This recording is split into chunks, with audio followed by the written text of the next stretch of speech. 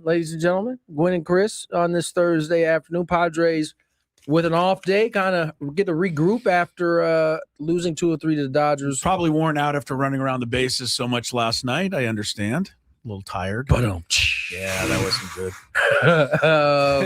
good. So they get a chance to regroup. A's come into town tomorrow. Another team who got a great offense that swings the bat well. We'll see how that goes. Gentlemen, your thoughts over the 3-game weekend? Well, the 3-game series, it didn't go out the way I wanted it to. I mean, I would have liked to win the series. I'm not going to go into major, panic or anything. But, I mean, I don't know. I don't think you have to have a talk show to know that they got to start hitting at some point here. And, but we talked about it on the roundtable today. We sit here at the end of another 4-2 week for the Padres. So, they continue, their batting average continues to go down lower and lower and lower, and the wins keep coming. So, it's hard to be, it's hard to go crazy, and be too upset. Skraby?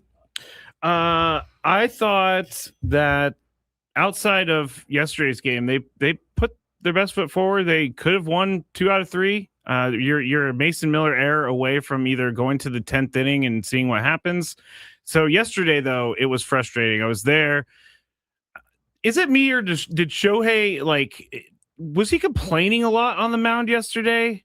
About what? I didn't notice it. Just like he was very animated to me. He was constantly the Padres. Okay, but there was a point later in his start where he was trying to tell everybody something, like he was holding a baby, and then the umpires. I think they were trying to clarify if he wanted to go from the windup. Okay, that's what I thought.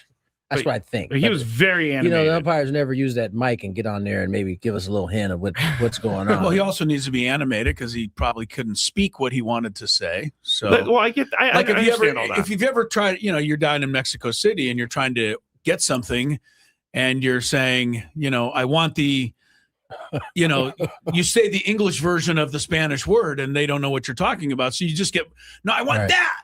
And you keep pointing harder and they don't know what you're talking about. They're like another American. Right. So in this case, it was just another Ask your question real quick. Bottom line, 2 of 3, good.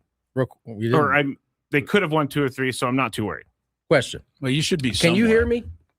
Yeah. Can you not hear yourself? Why is my mic it's off, but I can hear myself so well? Maybe the button lost its light.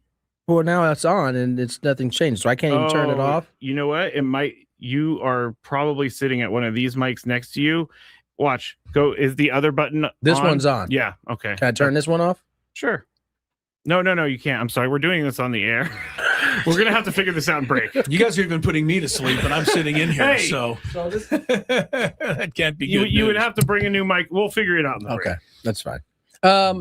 Yeah, so there we are. Padres lose 2 or 3. Obviously, the kind of thing that everybody wants to keep talking about is, there's 2 things. All 3 of the big 3 not hitting, and then Toddy individually not hitting. I mean, which I know you guys are going to talk about this. So which way would you like to go first? Well, all 3 or the 1? Well, I think we should talk about more than even the 3. I mean, I know the 3 are the ones making all the the bigger money, but if you want to talk about Tatis, fine. But if you look at the month of May, he's actually hitting 221 in May, which doesn't sound great until you consider that Merrill's hitting 210, Xander's hitting 200, Laureano's hitting 137, Fermin's hitting 125, and Manny's bringing up the rear of that group at 114. So the 231 isn't looking all that, terrible.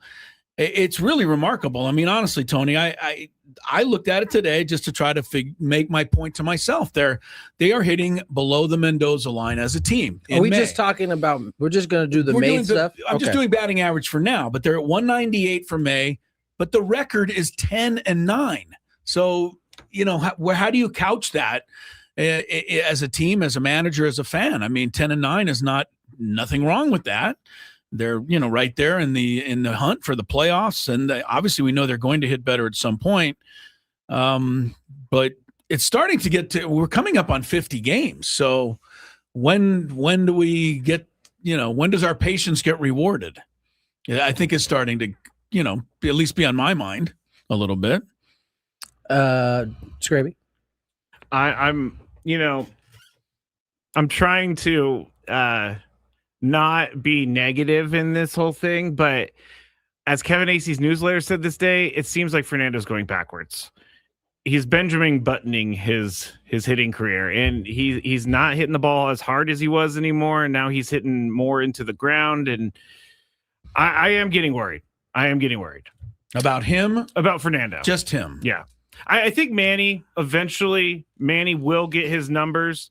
And you know what I love about that is that he's going to go on some crazy hot streak at some point if he is going to get his numbers. So we get to enjoy that. But Jackson Merrill, I'm worried about. He's been striking out a ton, hurt his back yesterday. I guess you could say I'm worried about 2 of the big 3. Fair enough.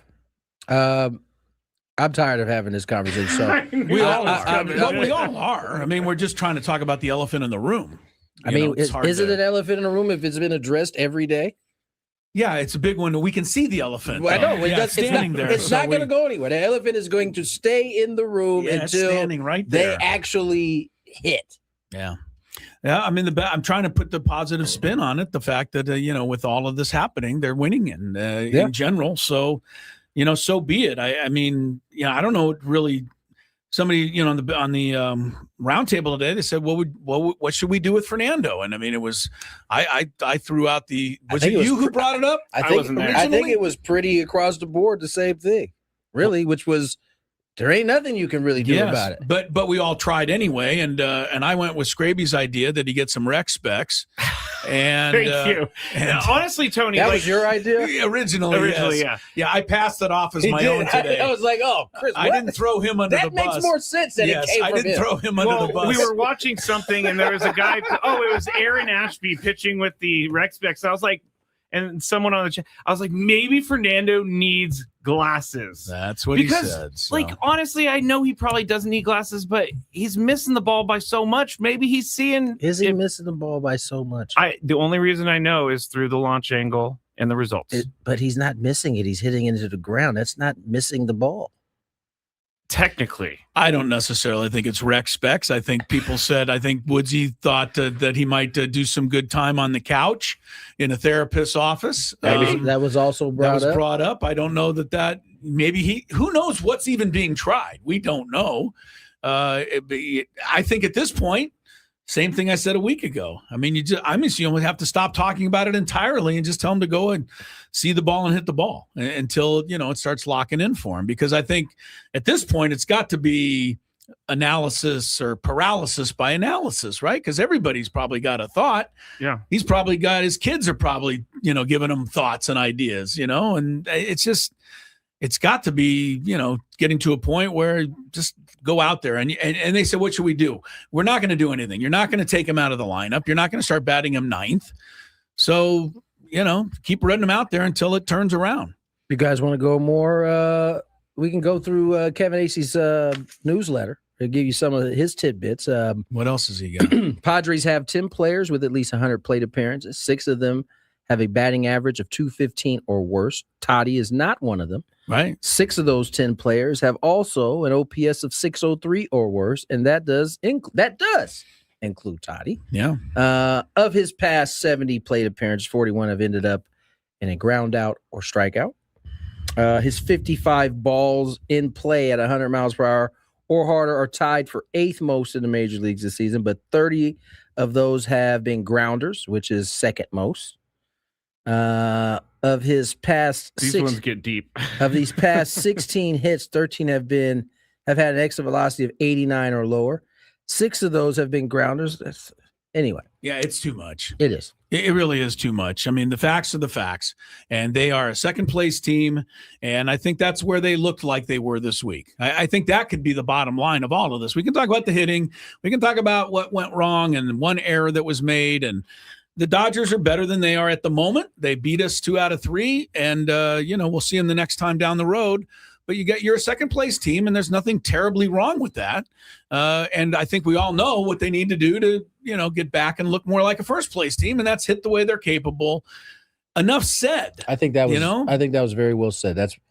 That's probably the biggest takeaway. And when you looked at the two teams, Dodgers looked a little bit better on the last day, which kind of separated the two, I guess you'd say. Yeah, give them a nod. I mean, they scored some runs. They produced some runs. The Padres had opportunities to produce some runs. They sure did. Loaded. They did. They had bases loaded. They had first and third. I think they hit into a double play there.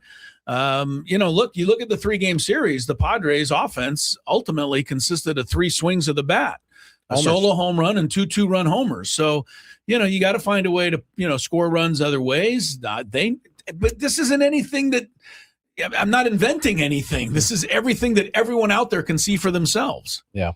All right. Let's get to break. A lot more of Gwynn and Chris ahead. Only go until 5 o'clock today. We will run that roundtable that played for you a little bit earlier in the last hour. So, that being said, sit back, relax. More Gwynn and Chris on the other side.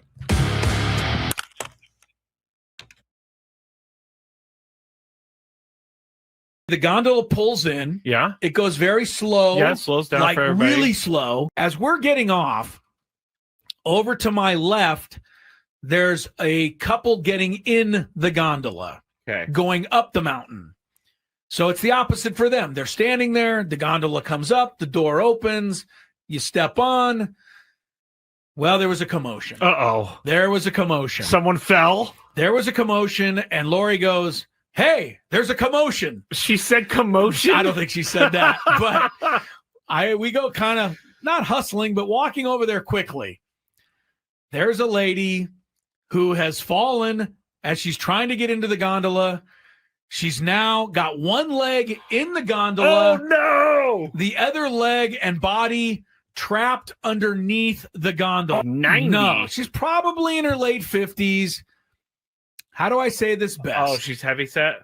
She's in the shape of somebody who's in their 70s. You've got to rescue the poor lady. She's trapped under the gondola.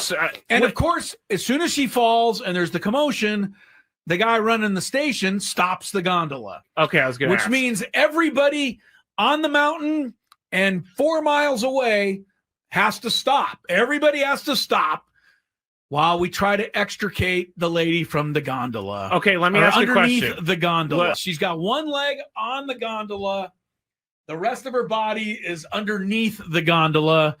And when I arrive to see what's going on, I'm kind of the first or second person there. You're a first responder? Pretty much. The guy running the gondola place is busy stopping traffic. The ride. Yeah. No, he's stopping the ride. Oh, okay. All right. So we're kind of first there. Lori's behind me. The lady's on her back. She's looking straight up in the air. And the only description I have is one of utter panic and utter terror combined with total helplessness. Oh, I thought you were going to say embarrassment. No, total helplessness. She's not only trapped, but she's not even remotely doing anything to help herself. She's kind of in a panic, and you think something terrible is going to happen, or she does. Okay. I go over there. First thing, breathe. That's what you said? I told the lady to breathe. That's good. I said, you're going to be okay. That's good. Just breathe. That's good. Try to relax. That was the perfect thing you could have said. As I'm stupidly pulling this 250-pound gondola, trying to pull it off of her. Yeah. Okay. Well, you're getting the gondola is way heavier than 250 pounds. Yeah, right. 1,000-pound gondola. So you're trying to move the gondola. Just move it a little. Is her leg how is she attached to this gondola? Well, I told you her one leg's actually on the gondola in the doorway. Okay. Then the rest of her body's underneath. What is stuck with her in the gondola is her belly, not her leg. Oh no. That's right. Okay. No. So I'm pulling. By the time finally a couple more people pull and we are able to get enough airway to get her to scramble out of there. And then she immediately stepped on the gondola to go take her ride up the mountain. And off she went. This is I felt like I saved her life. I really do. I honestly feel like I almost saved her life. I kind of will credit you with this. You know, she was. I think if I didn't tell her to breathe, I think she would have gone into some sort of shock or whatever you do. No, she was you're going right. into a You're right. panic, Skraby. You're She was going absolutely into right. an absolute panic. And, I had to calming her down, I think, was the number one thing. She wasn't in any real danger, but she wasn't feeling great because she was trapped under the gondola. But the fact look on, that you said her belly was... Yes, her belly. Yeah. I'm telling you, Scrabe, it was a factor. And there was, there's a couple of people pulling on an arm trying to drag her out. I'm crying. I know. There's people on the other side with their arm. They're trying to drag her. I'm like lifting the gondola so she can get a little room to get out of there. You're like, hey, I'm going to take the gondola. It's lighter. All right. I didn't say that. You did. But it was quite the scene. I am happy that she's okay, obviously. She's fine. If she got right on the gondola. If this was a worse story, I would not be laughing. But she's fine. You did probably help her a lot more than you think you did. I think so. Because she was able to calm down just a tad. Pretty well from Jesse Rogers of ESPN. Welcome back to Gwynn and Chris. 2:17 is the time. Got 3 hours with you on a Padres off day. And, of course, over those 3 hours, you are hoping that we can tell you what is wrong with the Padres hitting. We can't. Unfortunately, yes, we probably cannot. But here's an interesting way of summing it up, I thought. Jesse Rogers, by the way, in the ESPN Power Rankings, for what that's worth, ranks the Padres sixth best in baseball. Again, that's not the worst place to be. It says the Padres are the magic act that just keeps tricking the rest of the league. Or maybe they're just that good. Despite down numbers by Tatis and Machado, they keep scoring enough to win. But can that continue? And then this is, something we brought up many times. He said they are far and away the best hitting team in the clutch. A number so exaggerated, it's bound to see regression. On the mound, they get a boost from Giolito, et cetera, et cetera. If the Padres keep hitting in the clutch, they will have staying power. I mean, Nick Castellanos is the poster child for that. He's hitting barely 100 with nobody on base, but you give him a couple of guys on base, and he's hitting like 325 and knocking in runs every time. So, you can win with that, right? You can win with a 2-hit game if both hits are 3-run homers. So, I mean, the Padres have been doing enough of this. 29-20 is a record I think we all would have signed up for, Tony, at the beginning of the season. And we probably would have never imagined them arriving at that record quite the way they have. But the fact is they have. So what is the old saying? Scoreboard, I believe, is what how that goes. I mean, listen, whether it's two homers or it's a bunch of singles, however it needs to get done, it has gotten done, 29 times now? Yeah, it's got done more often than not. So, I worry when it stops working and everything is still the same. You know what I'm saying? That's when I'll be like, oh, okay, well, somebody's got to do something. God forbid they lose 9 of 11 here and keep hitting like this, because then we are going to be just – it's going to be a different story at that point. It's going to complete panic attack around here. So – but you got the Athletics. Skraby doesn't like the name ATH. We'll go ATH. ATH. Why can't we call them the A's? Term. They don't want to be called that. Oh, they want to be called the A's. They can be called the A's. Okay. But I don't. That's just. I want to call them ATH. I go with Jesse here. He likes ATH. I'm going ATH. They'll be coming in on Friday, Saturday, Sunday. Then after that, PHI comes in, although I don't think anybody calls the Phillies that. No, they'll be here next weekend with your old manager, Don Mattingly, coming to town, Tony. That'll be fun baseball. To see him, I'm sure. And so we still got a pretty good little homestand to come here for the Padres, and we'll get more into it. We're also going to talk our regular Thursday visit with the fine soccer people from Apple TV Plus, SDFC, still in action this weekend as they get ready for the World Cup break that will be coming up, I guess, in a few weeks here. We never talked about their last game, and I was watching it live. That was crazy how their game ended last time. Which one? It was against Cincinnati on Saturday, and they were in extra minutes. It was like the 96th minute or something like that. So SDFC scores. Yeah. They're celebrating. Game's basically over. They're just waiting for the referee to blow the whistle. Cincinnati goes down in like 10 seconds and ties it up. Yeah. And it ends in a draw. That was wild. When was that? Saturday night. Shut your mouth.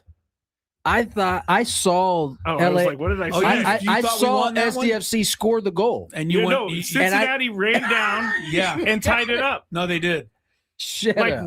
like immediately after the other goal, Cincinnati somehow You know, it's got weird. down the Well, field. Wow. it's one of the weird dynamics of soccer. People who know the sport better than I do.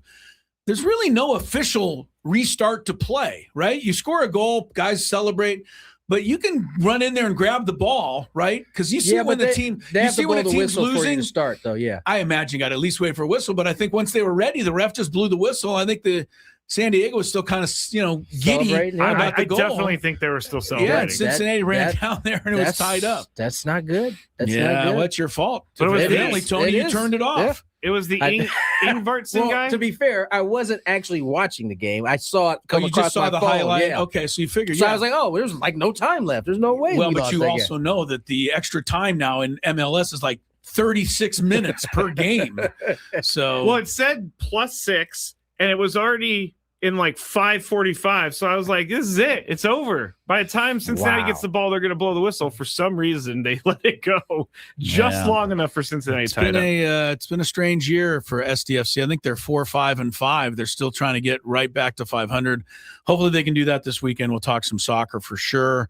With that coming up shortly, I also watched the basketball last night, and I'm not alone anymore. Like, I started off as a guy on an island with the SGA and the flopping and the chicken wing and pushing off and all of this stuff.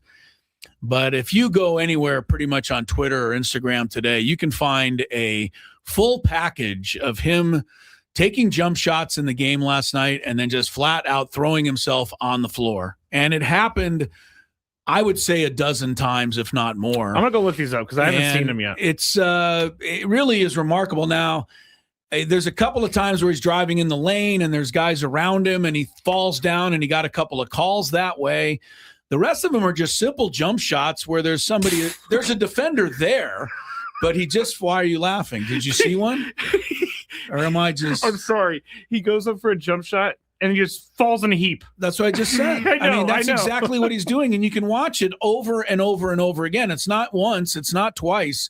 It's almost every shot he took last night. I've watched him enough to know that is not normally what he does. He'll try to draw the fouls here and there. But, the hatred of OKC continues to grow. They had a shot of Hartenstein, the center, during a, battle for a loose ball, just flat out, Tony, grab the entire lock of the hair of Stephen Castle. I saw and that. Shove him and I pull saw him that back. part. Yeah. I was shocked that Castle didn't retaliate in any way.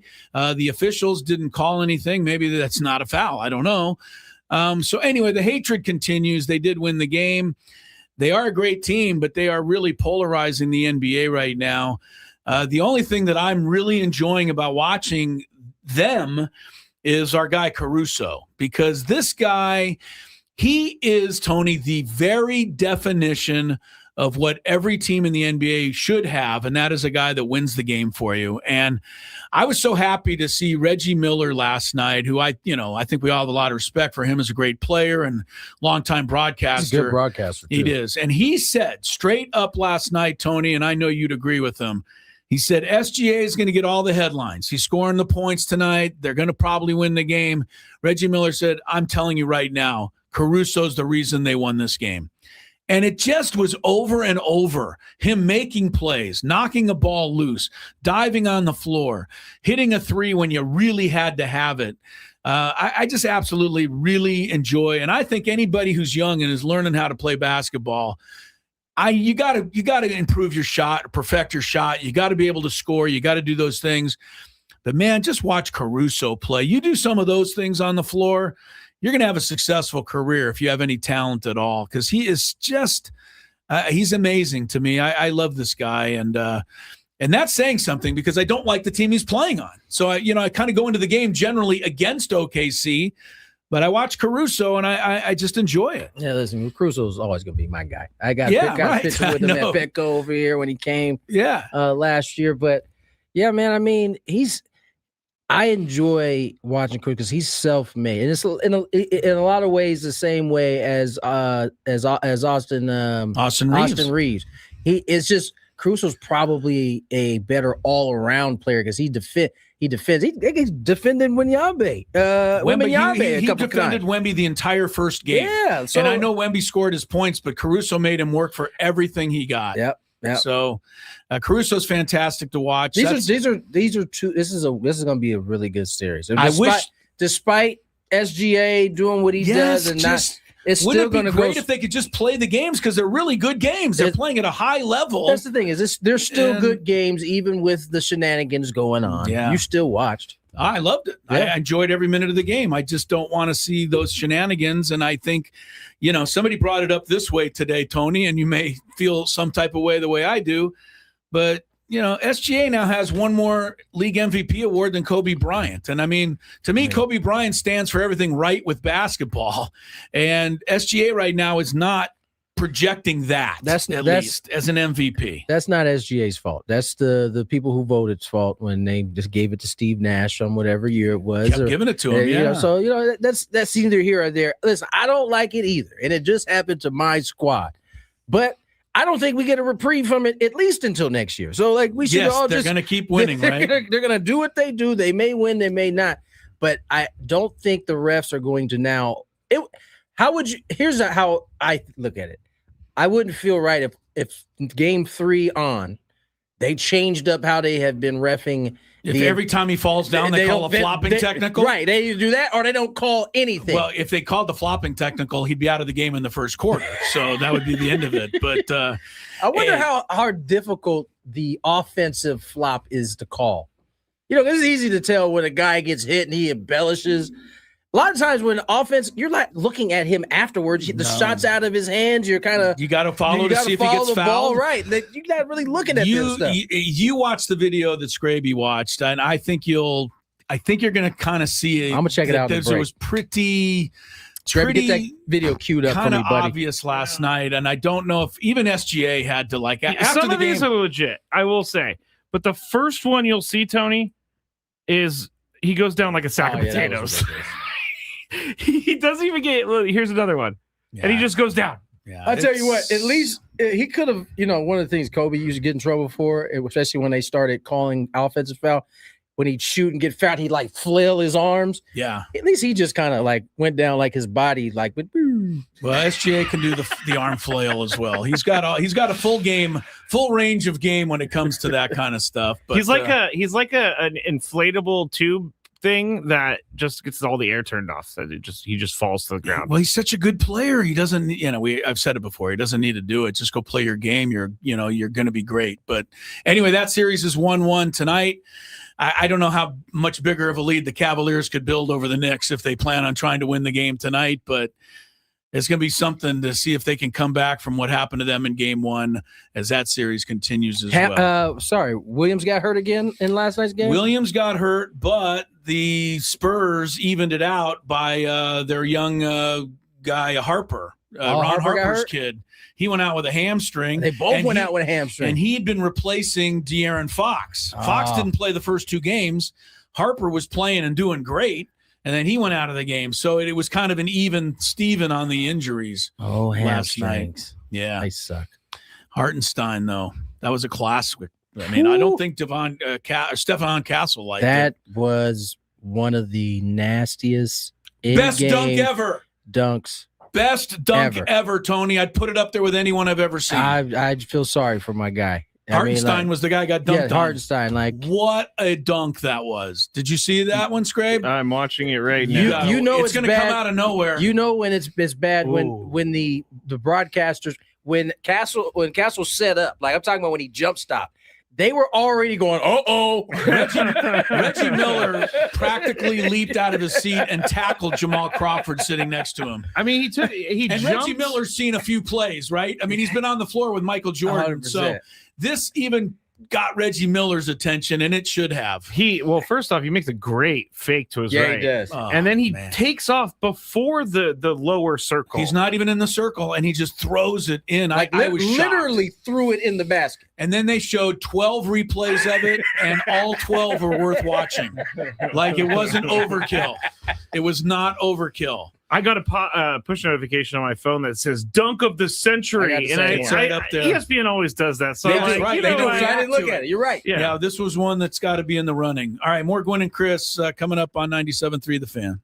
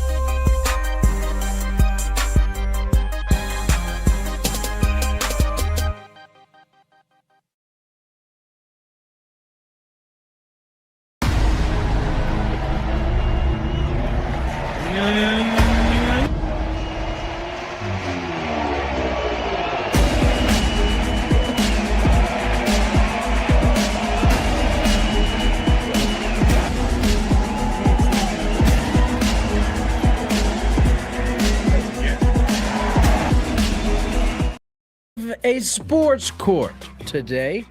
Now, are these? Is this a Matt Skraby sport court, or is this like a Reddit sport court? No, this is a real situation sport court. We're gonna have like actual. Are sports these real situations. situations that Skraby's created, or Nope. these are real situations? These are real situations. Because I find myself thinking, man, this sounds awfully like something Skraby would say. A lot of these things that pop up. No, but these are real situations. It's about Caitlin Clark. Chris brought this up yesterday. We're going to talk about a Tony Vitello decision. We're also going to talk about Brad Lidge and what he said about Joe. Is it Johan? Joe. I always say Joan. It's not Joan. It's Johan. Johan Yes. Duran. Johan. Okay. I didn't hear what Brad Lidge said. I didn't hear it either. So I guess we're going to find out. But real quick, I just let Tony in on how Chris has been giving away our Padres tickets this week. And the biggest problem with this is I don't have any sort of Attention authority span. to this You have no because attention span. I thought You it was can't not stay going to with it. work,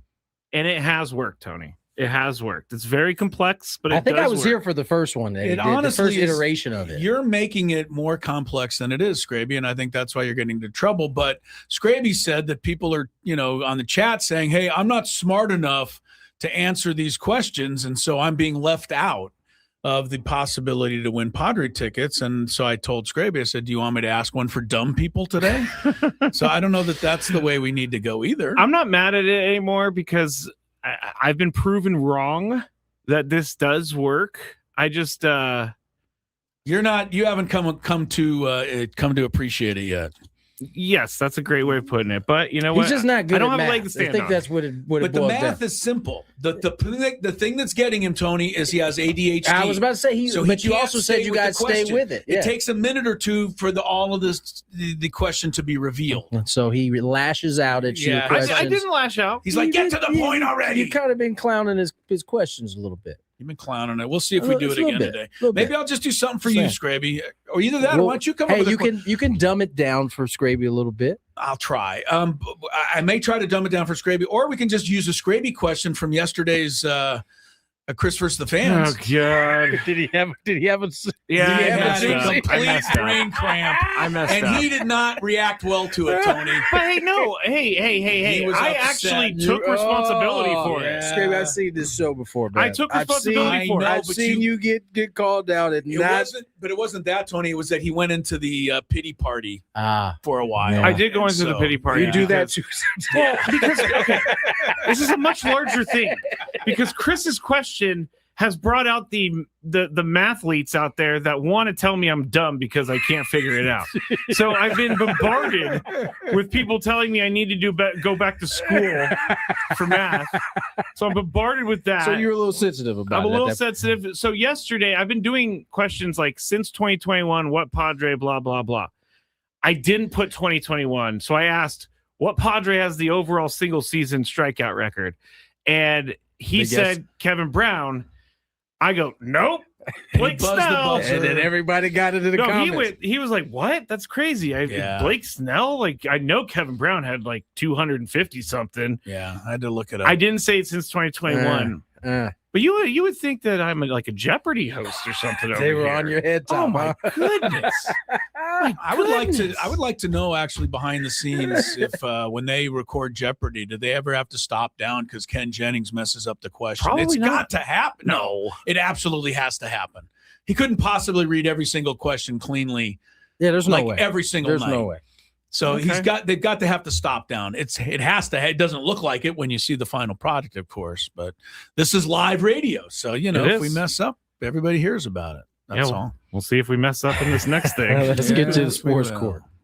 Do you have a sports issue, San Diego? Do you need a third party to make a decision? The guys have put on their robes and picked up their gavels. All rise. Here comes the judge. Gwynn and Chris Sports Court starts now on 97.3 The Fan. Oh man, Tony just alerted us to some news, but we're gonna have to check to make sure it's all.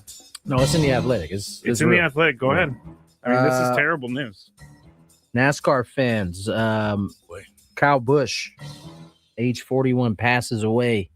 Looks like after falling severely ill NASCAR announced Thursday, 41 years of age. There's not a whole lot of detail in terms of what it was. It says Busch appeared to be ill 2 weeks ago at Watkins Glen when he radioed his team during the race and asked for Bill Heisel, a veteran sports physician assistant who has worked with NASCAR drivers. He said, I'm going to need a shot. Said, asked the Athletic last week about whether he was feeling better following that radio message. Busch waved his hand to motion towards his face. You can kind of hear it. I'm still not great. The cough was pretty substantial last week. The only thing on Google at the moment is that they issued a statement that he has a severe illness. So this really is like breaking and happening. Like right now. And I hope it's wrong. Like, I just do, but it doesn't sound like it is. He asked a NASCAR question the other day on the I did on Chris vs. the Fans, and Kyle Busch was my guess. It was. He's a pretty really popular driver. Come on, man. That's sad. That's very sad news, yeah. Tony. We'll give you some more info. I'm sure now there's a lot of NASCAR fans, and the timing of it too, with the race coming here to Coronado next month. NASCAR's kind of on our minds. So oh, man, one of the posts on his Instagram that I'm just looking at, it's from someone else, but he was saying happy birthday to his son from a couple days ago. So oh wow. It's very sad. I don't know how we go into the sports court after this, but yeah, it's really tough when something like that happens. Because it's shocking, number one. And 41 is obviously Super way young. too young. All right, we'll get into it, but we'll update you on the story. So yeah. A legend in NASCAR. Yeah, I don't know what you're going to do here, Skraby. Well, just got to go. Yeah, we're just going. got to go. We're going. You want to go? Ripping the Band-Aid off. All right, let's go. All right. Tony Vitello, we all know the Giants manager has been under fire for every single decision that he makes. And Tuesday night was no difference because the Giants went into the bottom of the ninth inning. They were in Arizona. They just needed to close out the game. They were up 3-1 in this game. And so you go to the bottom of the ninth. Ildemaro Vargas singled. Lourdes Gurriel flew out to center. But so it was still 3-1. Gabriel Moreno strikes out swinging, 2 outs. Now here's the thing. Adrian Del Castillo singled, which scored Vargas. So it's 3-2. Giants. This is hard to follow. Let me. That sounds like one of my questions. Okay, here we go. I got it. That was I got it. With this 2 outs. This is yesterday? No, Tuesday. With 2 outs, the score was 3-2. Killian was the pitcher, and Vitello got Matt Gage to come out to flip Marte to being the right side. To the right side. Okay. Yeah. Gives up a home run. Right. Walk off.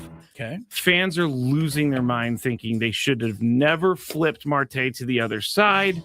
Mike Krukow said that Tony Vitello was absolutely correct for bringing in a different pitcher with 2 outs in the bottom of the ninth inning. And the pitch that he threw was well below the zone. He golfed this out of there. So, Tony, I'll start with you. Is Tony Vitello guilty of managerial malpractice? No, I'm sorry. This folks is of San ridiculous. Francisco. I know they're just they're going through it right now, so they're just mad at everything. But if you're telling me that you'd rather face Ketel Marte, who was the guy he was facing, by the way? He had Killian, the righty, and they brought in the lefty Gage. He had Killian on the mound, who, let's see what Killian's doing. He had just given up, Killian had he'd got an inning and a third. He'd given up 2 hits, 3 runs in his outing. He had 1 punchy.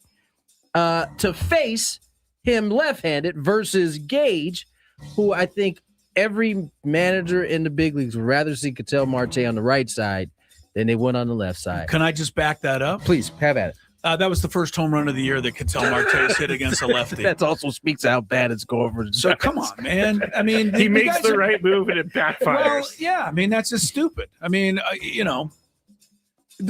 either way. But yeah, he had no home runs against lefties this year. He had 6 against righties. Now he has 1 against the lefty. There you go. So, I'm just saying there's so many things that go into it too that are unfair that we don't even know. How did Killian look on the previous couple of hitters? Was he wobbling a little bit? How has Gage been throwing? I mean, but all of that matters, right, Tony? He was definitely wobbling before he came and got him. Yeah. And where has the kind of idea that we on the outside may not have all the information before we jump out the window. Yeah, This has been the biggest thing for me over the years. You It's know like- darn well that I would love to, attack Vitello at all times. Yes, but this is just not one to do no, it. it's not. Yeah. So give the guy credit. He had a home run. That is the other thing that kind of gets me. He was also on these 0 for sometimes. 4 going into that at bat Every too, by the way. time somebody gives up a game-winning home run, the pitcher is the worst person on earth. The batter very rarely gets actual credit for hitting the ball over the fence, which he still has to do. I mean, he had to go basically hit this ball off of the ground. Tip your cap. It was not an easy pitch to hit. I've said by this. any I've means. said this a number of different ways, and I know you agree with it, everybody. But managers are only as smart as their bullpen is good. Yep. So if your bullpen's good and you can bring in Mason Miller and he strikes the guy out, you're like, what a move that was. This guy knows how to manage his bullpen. But if you have to bring in Matt Gage because that's your only option and he gives up a home run, you look like you're dumb. Next. All right. Next Good for Tony Vitello. That's someone. What do you mean good for Tony Vitello? He's getting someone hammered. defending him. Yeah, that's true. All right. So Brad Lidge was talking with Matt Vescursion on like a podcast or whatever. Brad and Lidge is a former closer. Former for the closer for the Astros Phillies. and Phillies. Yes. Won the World Series with the Phillies as a I closer. think that's a very important part to this whole thing. Okay. Here is what they talked about. On Brad, who was the one reliever in the game today that you won in the game with a result on the line. Look, Mason Miller has been pretty fun to watch, but it's got to be the Durantula out there in Philly. I hope he gets a shot this year to close out a World Series. That 100-mile-an-hour sinker he's got is absolutely electric, and he's a lot of fun to watch. He's a star, and I know that he'll be a key piece for the Phillies making a run late this year, and hopefully a really deep run. I mean, the window is open for the Phillies. Okay, I don't really care about All that. right, so you're mad that he's chosen Durant over Mason I'm not Miller? mad. I'm just asking, and you're up first, Chris. Would Okay. you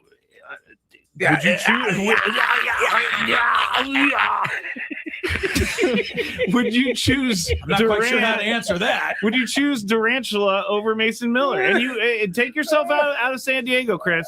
Take yourself. You're an unbiased person in this. Yeah, no, I'm going to take Mason Miller, but doesn't mean that Brad Lidge, who's a Philadelphia guy and has pitched for that team, it can, have a favorite, and it can be the Philadelphia guy. Durant is not a bad closer by any stretch.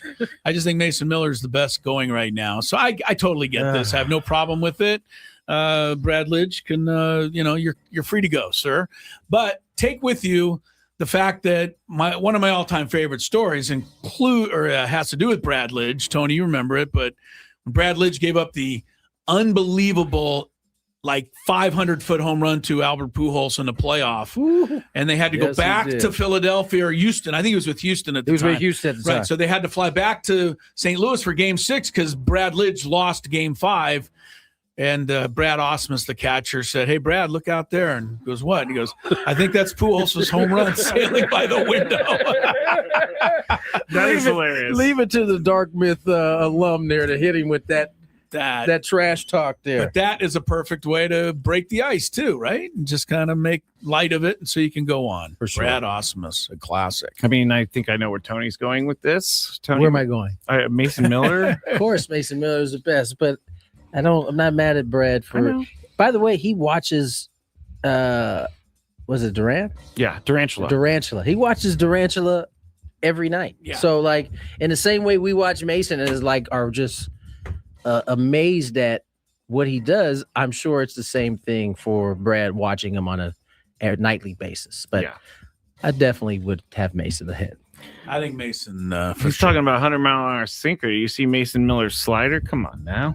All right, real quick. By the way, I forgot the wigs today, guys. Is good. Yes, You the notice we ghost didn't is remind back. the ghost here again? We're gonna have to unplug the mic on the other side, or in the commercial break. A lot of janky mics in here. We got to unplug things, plug it back Caitlin in. Clark was scratched for a Wednesday night game against the Portland Fire due to a back injury. However, she was completely absent from the team's official injury report. Now everybody is saying that there's a lack of transparency in the WNBA, and they say the situation needs better rules for the injury reporting. Head coach Stephanie White and the team's PR said that it was a common pro day rest, but wasn't placed on the injury report because she was technically on the court at one point. Blah, blah, blah, blah, blah. Tony, you're up first. Is there a little Fugazi injury here for Caitlin Clark? I think people need to chillax. All right. Get your gambling together. All right. They're going to get this stuff right. This league is still trying to rise to the big girl arena, right? This hasn't been something no one was complaining about, not that long ago. Now they've reached a stage where people want to put some money on these games now, and they need to know the facts in terms of if girls are injured or not. Yeah. I will say, Chris, I don't know if you watch any of the WABA, but these refs, man, they're gonna have to clean it up, man. I've seen some hip checks. I saw Rakia Jackson be out for the year after tearing her ACL after a bad I can foul. tell you that the referees in the WNBA are terrible because they're the same ones they use in the Mountain West Conference. They really are. I mean, I look at the games and I'm like, how are they doing professional games? And listen, I honestly, really and I know need to Chris do has got to better. get to his answer, but We're going to have to do it on the other side. they're really going to have to fix this. If they want to see this league I take don't off, disagree. the officiating is going to have to get better. Chris, you brought this up yesterday. You deserve to speak. He will answer on the other side. 97.3 The Fan.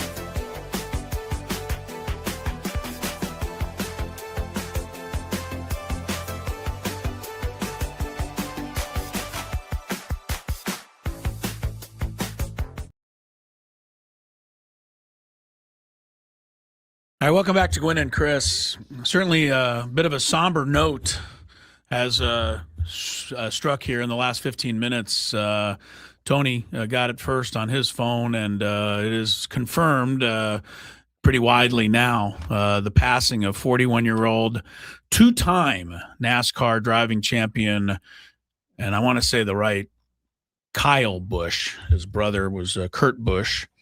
Kyle passes at the age of 41, which is just not fair, not right. People are looking, obviously, for answers. Nothing has been officially released. It was revealed, or his family did send out something saying that he was suffering from a severe illness. Believe they even went as far to say that, your prayers would be appreciated. It was that kind of severe illness.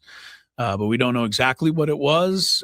People are, saying that there was I'm just putting this out there. It's not accurate or it's right or wrong. I don't know. But there's some people writing that he had asked for some assistance after a race within the last month or so and had a bad sinus infection. And people were saying maybe that plus the G-forces of driving, which is something that I wouldn't have absolutely no idea about. Doctors could clear this up a little bit better than I could, but that's just people trying to figure out what may have happened with Kyle Busch. But one of the great NASCAR drivers passing at the age of 41. So it is with that we rejoin you at 3:01. Chris Ello, Tony Gwynn Jr., and Matt Skraby, all of us together today, broadcasting live from the Bill House Studios, Where We Know How. Coming up a little bit later, I'm trying to dumb down the question so that Skraby can keep track of it, but we will give everybody a chance to win. I don't like the word dumb and Skraby in the same sentence. I don't think it needs to be phrased that way. I was wondering when you guys Skraby, can you please go to the wall and summon the dumb waiter? I would love to summon the dumb. Do you that guys, you'd be willing to be associated with? If you guys could, would you put in a dumb waiter into your house? Where What's a dumb waiter? It's like an elevator for like food where you go between different floors. So like if you were upstairs watching the ball game, you could Hey, Trey, give me a hot dog. Right, you could radio down to Trey in the kitchen. He'd make you a hot dog, slips it in there, and it comes up to you. Right, and you just reach over and grab it. I mean, come on, Tony. It doesn't sound bad. It doesn't, but it seems like it's going to lead to a lot of problems. Yes. Yeah. So that opportunity to win Padres Phillies tickets a little bit later. We're trying to finish up Skraby Sports Court, and you had asked about Caitlin Clark and her being a late scratch from the game last night. I think Tony's 100% right. I mean, the WNBA wants to be treated like one of the big leagues. And this is a general statement. It's not true in every case. But the WNBA says we want the attention of the big leagues. We want the money of the big leagues. We want everything. They don't seem to want the smoke sometimes that goes with being in the big leagues. And I'm not saying it's fair to ask Paige Beckers about her relationship with the gal who was the #1 overall pick. Ozzy? Right, her girlfriend, whatever. That's probably should be off base. But that's an example, maybe not a great one, but one of the examples where they're getting questions that they don't really want to get into. Well, these are the kinds of things that the big league people hear and have to put up with. Maybe not that one. That was a bad example, but you know what I mean. I'll speak to that. I think it's more the management of those things, right? Yeah. They didn't need to tell. Gosh, what's Ozzy's first name? AZ Fudd. AZ, yeah. AZ Fudd. They didn't need to tell. They didn't need to tell AZ, the reporter that asked AZ Fudd about it.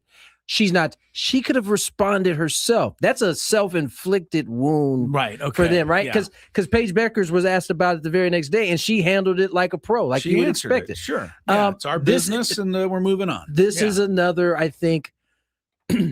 Typically, the team, I assume PR handles injury reports after it's handed to them. Yeah, maybe coaches have a say in it, though. Either way, there's either a miscommunication. Something didn't happen where her name wasn't put on there.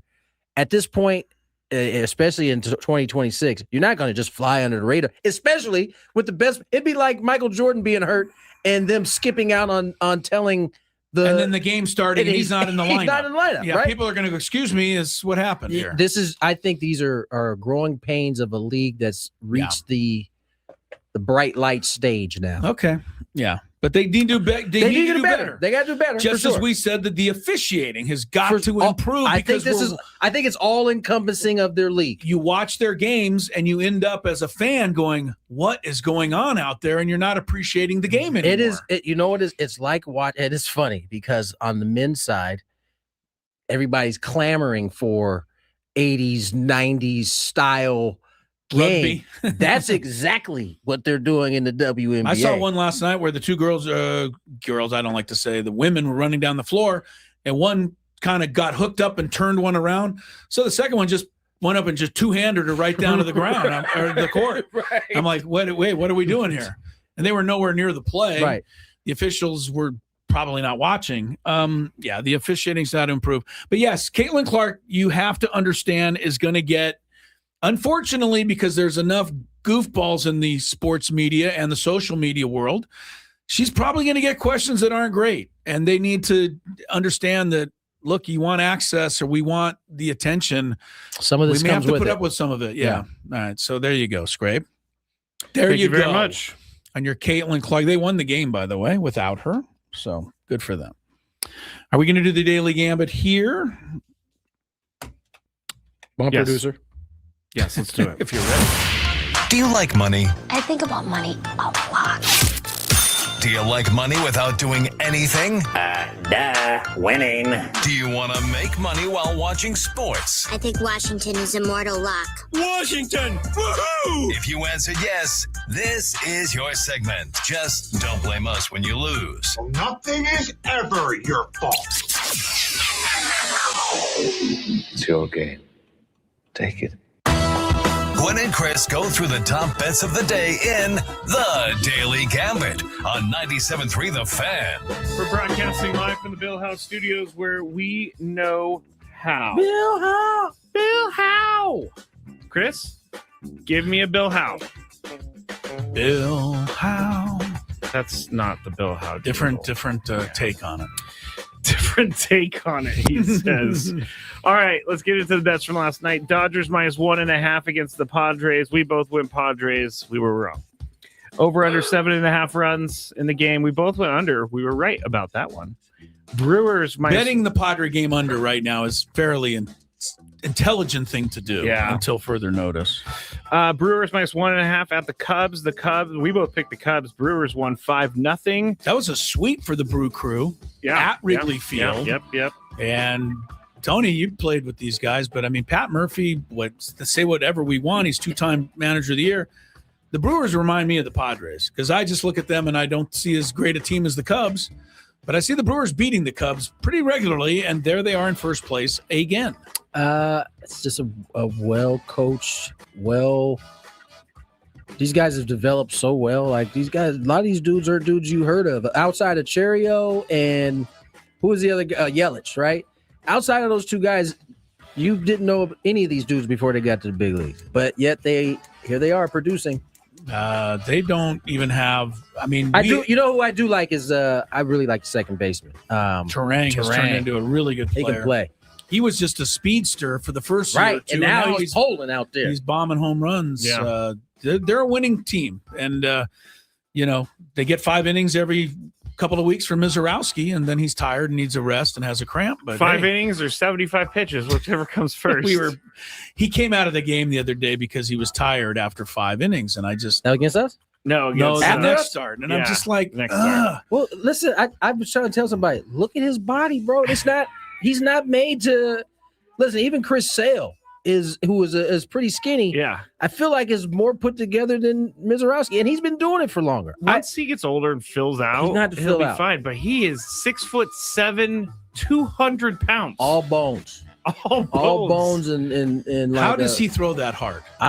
Is it like a buggy whip thing? It's got to be some sort of. He knows how to leverage that frame for sure. It is crazy, but anyway. Ohtani over under 8.5 strikeouts last night. Now, this is something that the Padres did well yesterday. They did not strike out much. They only struck out once against Ohtani. We both said under. They also were the first team this year, whether this is faint praise, but they were the first team this year to not allow Ohtani to pitch a quality start. They He had gone him. 6 innings every time. They had multiple shots So, at him. they gave him some. What was a it? The tough time. 5th inning, he could not find the zone, and Well, we Double plays. We could do a whole segment on Fernando swinging at the first pitch. Not you and I, Tony, but everyone else out there. If we just opened it up and say, what do you think of Fernando swinging at the first pitch there? It would just be I pay attention to a lot more outside of the Padres, like around baseball, and a lot of guys do it. So it's not like it's a Padre thing, and I'm not saying you guys are saying that. It honestly wasn't swinging at the first pitch. It was trying to pull that pitch. That's what got him into trouble. Honestly, you go the other way, might hit a line drive to right center and drive in 2-3 runs. But anyways, he's trying hard. Probably too hard. I can't remember what we bet on with Andujar and Freeman. Freddie Freeman. Most total bases. Freeman ended up winning that easily. Had 2 doubles. Yeah, so. we both had Andujar. OKC minus 7.5 against the Spurs. You went Spurs, I went Thunder. OKC wins 122-113. And once again, an NBA game like that, there was a 3-point try with no time hardly remaining by a San Antonio player, in totally with the game over. And if he makes it, they beat the spread. But he missed it, and so OKC got the spread. That would have been a bad beat. Right? I mean, the game was over, but everyone who had a bet on that game with the point spread was dying over that last shot. Oh, gosh, I think I have another mistake. Uh-oh.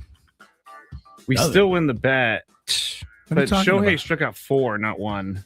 Yeah, he struck out 4. So, well, when I said 1, I don't. Oh, you said 1. I didn't hear you. I Google I would have searched immediately. it really quick. I would have immediately. I criticized know. Yes, I know you would not miss an opportunity. No. I don't know why I thought 1, but all right. Either way, it's 4. We still win the bet. Yes. Next one was SGA minus 5 points or Wemby. Who scored more? You went SGA. I went Wemby. SGA had 30 minus that 5 is 25. Wemby had 21. So SGA wins. Finally, the Avalanche against the Golden Knights. The Avs were minus 1.5 on the puck line, and the Knights ended up winning this one 4-2. We both picked the Avs. Good win for Vegas on the road to start that series. Where are we at in That's in just hockey? the first game in the West semi. And West, the other we're in the one is- semis. West right? and East semis. Right. Carolina's a heavy favorite over Montreal in the other semi. Montreal? Because Montreal? Carolina's 8-0 in the playoffs so far. They're playing tonight. Carolina's been off for 11 days because of the way the playoffs work. So we'll see how they handle that stretch. All right, let's do real buzz through these here. I got the Yankees minus 1.5 over the Blue Jays. I only put this in because we had to talk about Aaron Boone last night. Oh, Aaron. He never the gift that disappoints. keeps on giving. He never We can't play the clip because there's many F words. They're in not it. bleeped? Not the John Boy one. The John Boy one is on point. We got to get the bleep version of John Boy. Is there a bleep version? I don't out think there? there is. You have to go to work I on mean, that there's one. at least 15 or 20. You can bad imagine words. Aaron Boone was quite upset. It's the animation with he delivers it. No, It is the so best funny. The best part about this story is that it's the same umpire that he gave the savaged in the box speech That's to. right. And This guy remember. got him Yeah. twice last night, ejected him, and he got his money's worth. It's well worth watching. I think It is. somehow I don't know. Did you see the play? Did you think the guy was safe or Yes, out? I thought he was safe. So did I. So Thought he was why safe. didn't they overturn it? I No don't one get knows. it. Listen, Who's looking at this stuff on can the I tell you replay? something that's kind of going around the league a little bit? At least Okay. there is this thought that that they got to get rid of umpires looking at it, other umpires looking at the replay Maybe. because there's this kind of feeling that they don't want to overturn their guys' calls on these close ones, especially these bad calls that seemingly don't get overturned when they should. I'm telling you, man, that was just a missed call. And the ball was a miss. The diving catch was a Yeah, missed the call. VAR That show. ball 100% got trapped into his Do glove. not let Aaron Boone argue when he's clearly right. Oh, yeah. Yeah, because when he's right, he's on Yes, point. He comes out, he's yelling, "You missed one again! You missed one again!" I got to rewind it. One of those statements at the end. It was the last statement. Yeah, was it was great. was one of the It best was great. It was real, and it was the umpire. I don't know if you guys just said this, but it was the umpire. Yes, I just said okay. it. All right. I'll stop you right Go there. ahead, Chris, with the bets. All right, Yankees 1.5 over the Blue Jays tonight. Blue Jays are one of the big disappointments, right? Being in the World Series last year, and they are quite a bit under 500 right now. That's what he said. Shocked you missed it. Yeah, that's it. Shocked you missed it. That is a good one. Oh, Aaron Boone was great last night. Remember when we had Buster on and we said, hey, no one's ever going to break Bobby Cox's record? And he goes, Aaron Boone told me that he's probably going to go after it still because it's harder for him now with the replay. But, man, if the replay proves him right, you can just forget about it. Shocked you missed it. Aaron was great, Aaron. There's a rivalry between those two guys at this point. I mean, if Aaron decides to do this long enough, him and that guy will have a nice long history as this guy the same up, as this guy starts to age in the league. No, they're not. They're not. You can't forget stuff like that. He hasn't forgot about him embarrassing him the first time with the savage conversation he had. My guys are savages. Aaron Boone going to be in the Argument Hall of Fame. He had a bunch of bull bleeps in there. Oh yeah, a bunch of bull bleeps. Yeah, and the way John Boyd delivers it is hilarious. This is great. Yankees -1.5. I guess I'll go first. I'm going to go Yanks. Yankees. I was going to see who is pitching just to give us a little more knowledge. It is the Rodon Braden Surprenant? No. Whoa. Braden. No, but I've heard of him as much as I've heard of Braden Fisher, who is pitching for Toronto. So I'll take Rodon and the Yankees. You bleeping kicked another one. Oh, he was on point, people. You got to see this clip if you want some entertainment. Instagram, just look for the Aaron Boone picture. You will enjoy it. You will love it. Nice job. You missed another one. Give me the Yanks. Yankees. All right. A guy's kind of fallen off the map a little is Jose Soriano, the Angels. After, remember, the first month of the season, I don't think he gave up a run. He's giving up runs now. He's -1 strikeout versus Severino in the A's-Angels matchup tonight.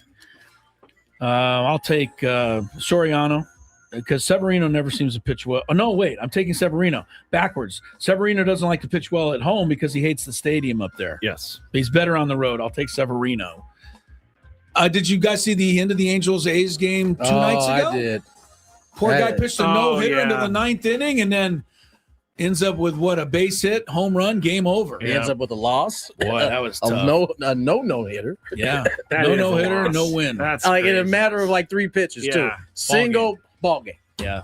And the pitch in between was a challenge that went against him. So he just got he had a bad stretch there. He had a bad stretch. Severino, for me, Skraby, what'd you say? Well, in MLB The Show the other day online, I had Severino and I struck out 15, so I'll go Severino. All right. You like that, Tony? 15 strikeouts for Severino in MLB The Show? By the way, I like that. If anybody ever wants to bring up fishing again, Skraby will tell you that he caught a 100-pound halibut. Well, when someone says, I don't believe you've ever caught a fish in your life. You were so happy they said that. Yeah. So that you could I have that for the rest of my life. Exploits. I have that. And I have a picture. And a bunch of tourists were taking pictures with it because it was such a big fish. I think that we need. I believe you 100,000%, but I really want to see the picture go up on the YouTube thing during a show. Okay, I want to see it. All right, I just want to see it. What did Tony go with? Tony, who'd you pick here? Strikeouts, Severino or Soriano? Not really matter. Severino. All right, Diamondbacks, Rockies 9 runs tonight in Arizona. Tony, you're first. The Rockies have kind of fallen apart. Diamondbacks, Rockies? Yeah, in Arizona. Rockies have lost 7 consecutive series. So even though everybody thinks they're way better, they're starting to ease back down into the abyss. Diamondbacks are still 2 games over 500. 9 runs. Tony, over, under? Under. Under. Okay, I'll go over these 2 teams. Under. Knicks 5.5 over Cleveland. Game 2. We all know what happened in game 1. Cavaliers became the first team in NBA history to blow a 20-point fourth quarter lead and then lose by double digits in overtime. It had never happened in a playoff or regular season game before. I mean, if you had the Cavs plus 6.5, you spent the money and then found out never you didn't got have to cash your ticket. Yeah. I'm going to take the Knicks. I don't think Cleveland can recover from that one. Tony? I'm taking Cavs. Cavs, huh? You think they can recover from that? Skraby? I'm going to go Knicks. Knickerbockers. And we did this one the other day. This is not for James Harden fans, but does he have more field goals made or turnovers committed? The other night it was turnovers 6, field goals made 5. James Harden is taking a beating at the moment. I'm going to go over. Which was over. Oh, I'm sorry, turnovers. You're going to go turnovers. He's got to get field goals tonight. He's got to bounce back. He had to be embarrassed with how they attacked him in the fourth quarter of that game. Tony, what'd you think? Field goals or turnovers? The beard. Field goals. The Hall of Famer, the beard. More Gwynn and Chris coming up after a short timeout here and check of traffic. From the 855 Get Ross. So last night the bus was to leave for the airport at 8 p.m. And Tony, you know this. Everybody knows this. You know, if you're hooked up with anything like this, as Pete Carroll used to say, on time means you're late. Right. So Amy's the young lady who handles all the travel and puts together the itinerary. So we're just about ready to leave. You know, TJ Lacita. She stands up as the bus is kind of rumbling to life.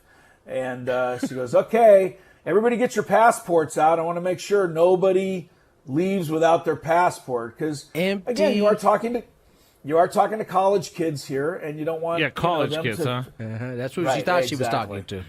She thought she. So I'm sitting there, and I'm thinking to my head, like, you don't need a passport for this trip. I didn't even bring one. We're just going to the Bahamas. And so, yeah. That was your thought process? The Bahamas are an international flight, I believe. This is almost equal to the fact that North Dakota borders Canada. I think it does equal that, Skraby. Actually, I forgot all about that. Yeah, I forgot about it too, buddy. Right. So for whatever reason, I did not bring my passport. I'm sitting there, and I'm like, my stomach, you have your sinking feeling. And I'm like, what? Never do that.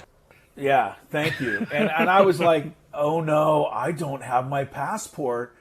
Here's my second thought, guys. If I just quietly call Lori, because the flight wasn't until 10 o'clock. You got some extra time. So I said, if I call Lori and just have her bring my passport down to the airport, I'll be able to get away with this without everybody knowing that I blew it. Because that isn't a factor here. You don't want to be embarrassed. So she's in the back checking the players, passport situation out. And I'm having this argument with myself. Oh no, what do I do? And so my first thing is I'll call Lori and I'll just say, hey, can you, I blew it. I forgot my passport. Can you meet me down at the airport? And then I thought, we live 25 minutes from the airport. Lori is not going to be happy. Nope. Getting my passport and driving it down there. Because the airport is really easy to access these days. And never easy to access, exactly. So I had a quick discussion with myself, and it was either A, it's time for me to embarrass myself in front of the team, or I'm going to have to ask Lori to drive to the airport. I chose the first one. So I said, oh my goodness, I can't believe I forgot my passport. I don't have it. And Stacey Terry Hudson looked at me and like, what? Like you? I mean, she wasn't mean about it. She was just like so surprised. And as I was, and everybody's like, what are you going to do? And I said, well, I live, literally 10 minutes from the school. And I said, I'm going to call Lori right now. Is there any way we can just hold up for 10 minutes? What? That's all. It was either that or make Lori drive down, Scrape. You got to understand my options here. They're very limited. I get it, but I think your mistake means that you have to do the hard one. Yeah, you have to deal with the hard part. I agree. Well, this didn't turn out a whole lot better. Amy, it's her first year on the job, but she's a very nice gal, so I don't have any really, I don't have any cachet with her yet. And she's like, looking at her watch, looking at Coach Stacey Terry. She's like, 10 minutes, because that can be a little... That's stressful. Well, it's stressful. And she doesn't care. Her job is to get everybody on that damn plane. Right. And a lot of times what we don't know, the traveling party doesn't know, is they've already called ahead and talked. They have a travel agent that's going to kind of expedite the process a little bit. And if they mess up that contact... And everybody's messed up. So everything is thrown asunder if you got to wait 10 minutes. And but I'm on the phone with Lori, and Lori's like, well, I'm not going to the airport. There's no way. She's like, you tell them that I'll be there in 10 minutes. You tell them. And I will give Lori a lot of credit. She, while this discussion was going on, found the passport and was already in the car. Whoa. So I give her a ton of credit. She didn't wait for, okay, go get the passport and hurry up. Because she knew she wasn't going to the airport. So she knew she wasn't going to the airport. Exactly, Tony. She's like, I'm in the car. She did. She said, I'm in the car.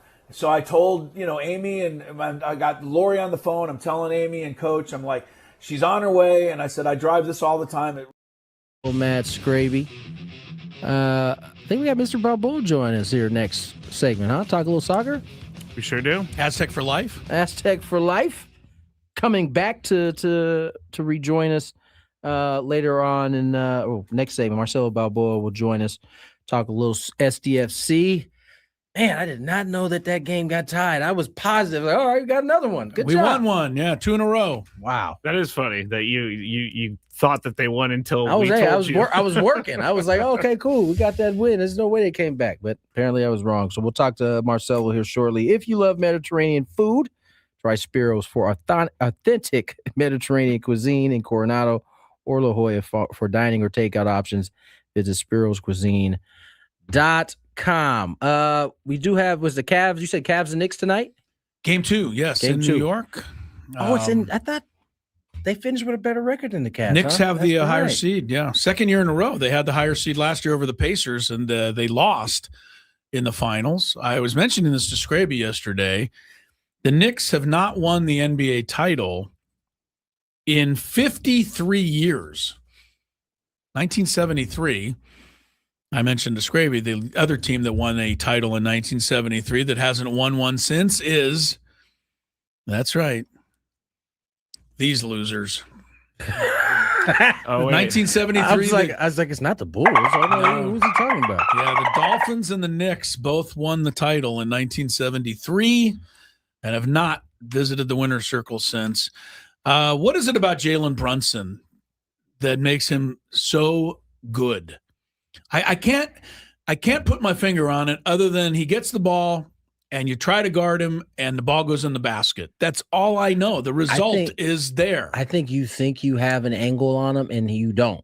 And he still can get his for, I'd say small, but right for the NBA. Small for the NBA, because I'm sure he's taller than he looks in real life. Yeah. But it just, to me, he can, when you think you have him bottled up, you don't. Yeah. And he can get off his shot, which is probably the thing is most important. And it goes in, obviously. Yeah. No, he had 38 points the other night. He had most of them in the fourth quarter when they were making their comeback. And, Mike Brown said after the game, straight up, we went after James Harden. We thought we could score on him every time.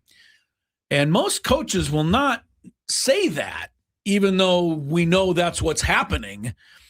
But Mike Brown said it. Threw it right out there. And, if you're James Harden, this is a Hall of Fame player. He's got to have some pride. And it'll be interesting to see, where that goes, if anywhere, tonight.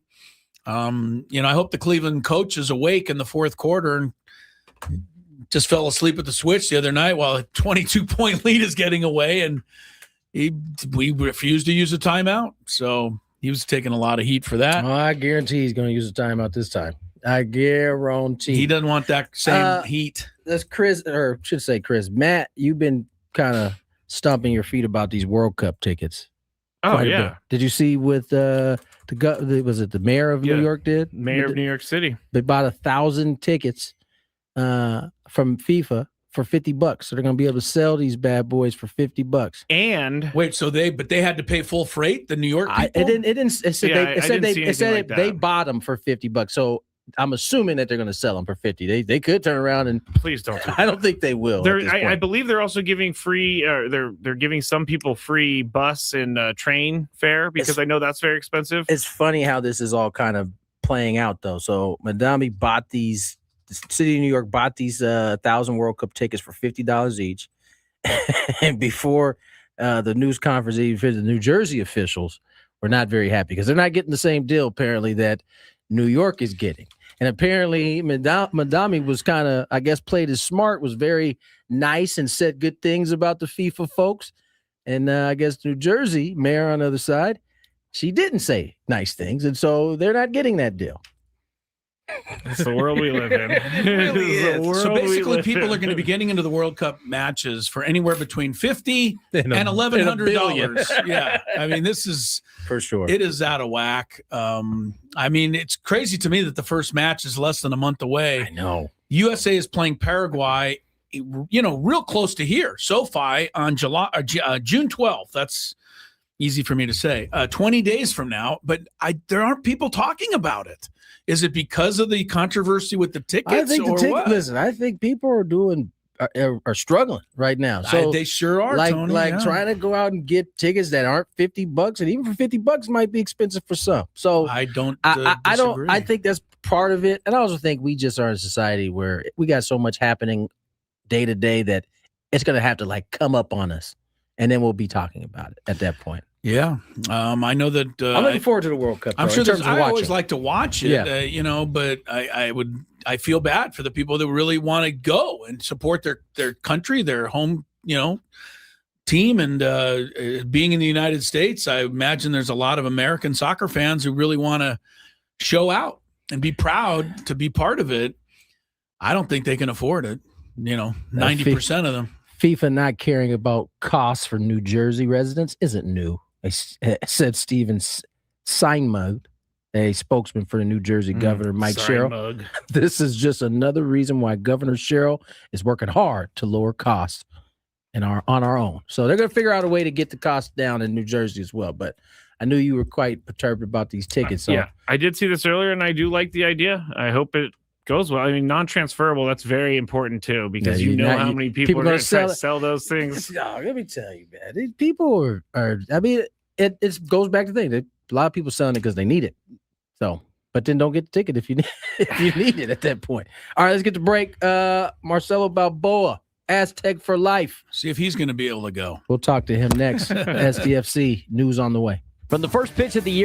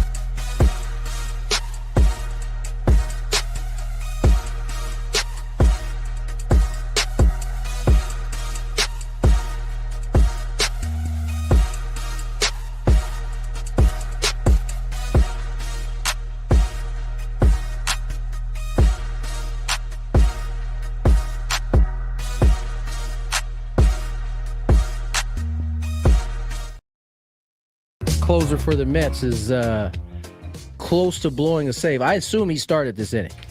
He did. Skraby remember we had the thing where Skraby was supposed to give us a 20-second warning so that we wouldn't take a bite of food? It's my fault. I'm just asking, did we not have that? I do remember that. All right, thank you. I say it all the time. Chris ignores it. Yesterday I said it. And I say it because I know you just took a bite of something. And I'm like, please don't be eaten when we come back. That's one of my biggest pet peeves is when someone gets in the mic and is like, I didn't make a sound anywhere close to what you're talking about. What are you talking about? Oh, my gosh. Mets are leading 2-1 in the bottom of the ninth. Nationals have a runner at third with one out. We'll keep you up to date. Somewhere Big Frank is sweating it out. Yeah, he is. All right, Marcelo Balboa, former Aztec, great soccer star, and now with Apple TV Plus, going to join us here. Talk a little bit about SDFC and a crazy 3-3 draw they played the other night against Cincinnati. Get some of Marcelo's thoughts here, and he joins us here on the SDCCU fan hotline. It's not big banking. It's better. Marcelo, Aztec for Life, welcome to a show hosted by two Aztecs for Life. Good to have you, sir. Aztec for Life, baby. I love it. Yeah, we love having you on. Take us through the finish of that game the other night with the SDFC and Cincinnati, and you got a 2-2 tie, and SDFC scores with almost no time left.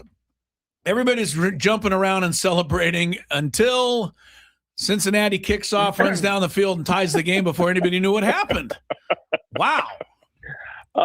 Welcome to soccer. Yeah. Listen, this is what happens. You score in the 95th minute. And you're only playing 6 minutes of extra. You think the game's over. You pretty much think as soon as the ball is kicked, the referee's going to blow the whistle. So a few guys, it's normal. A few guys, lack of concentration. No one pressed the ball. No one attacked the ball. And next thing you know, you're being punished and you're tied. You know what I mean? So little tiny mistakes, mental mistakes, nothing more than mental mistake. You let down, and it cost you 3 points. You took a point out of it, so it cost you 2 points. But it was very odd to see that no one went and pressed the ball. And then when they headed the ball across, everybody was just kind of waiting for the referee to blow the whistle. And it's unfortunate. I've watched quite a few games this year, and the difference that I've been watching was because San Diego still offensively, they're one of the best teams in Major League Soccer. They're so dynamic in the way they go forward. But this year, every little mistake, if it's a mental mistake or a physical mistake, it's costing them a goal this year, and that's the difference between last year and this year. Marcelo, you said you started that answer by welcome to soccer, and I have 3 daughters that play, and I notice after a goal seems like the most opportune time for the other team to score. Why is it in soccer that seems to be the case? Or another thing I've noticed, a team gets up 2-0, you can almost book it. This game is going to end up close again somehow. What is it about the score that seemingly lends its way to the other team being able to counter that fast? The worst lead you can have is 2-0. That's what I hear. That's what everybody says, because they come back, 1 goal comes, and now all of a sudden that changes the way you're playing. Now you're playing more defensive because you want to hold on to that lead. Next thing you know, the other team's pushing, boom, they tie you up. So it's one of those things where it's the weirdest thing, but everybody talks about a 2-goal lead at halftime. It's just a bit of a nightmare. So here's my philosophy. When I coached, and I still help out the Rapids Academy, when I coached, I always made it very clear, 5 minutes after we score, for 5 minutes, no matter what we do, if we can't keep possession of it, knock it to the other side of the field and we'll go press them, because you're vulnerable of making a mistake. The other team's going to come with a lot of energy. They're going to push an extra player because they want to get back into the game.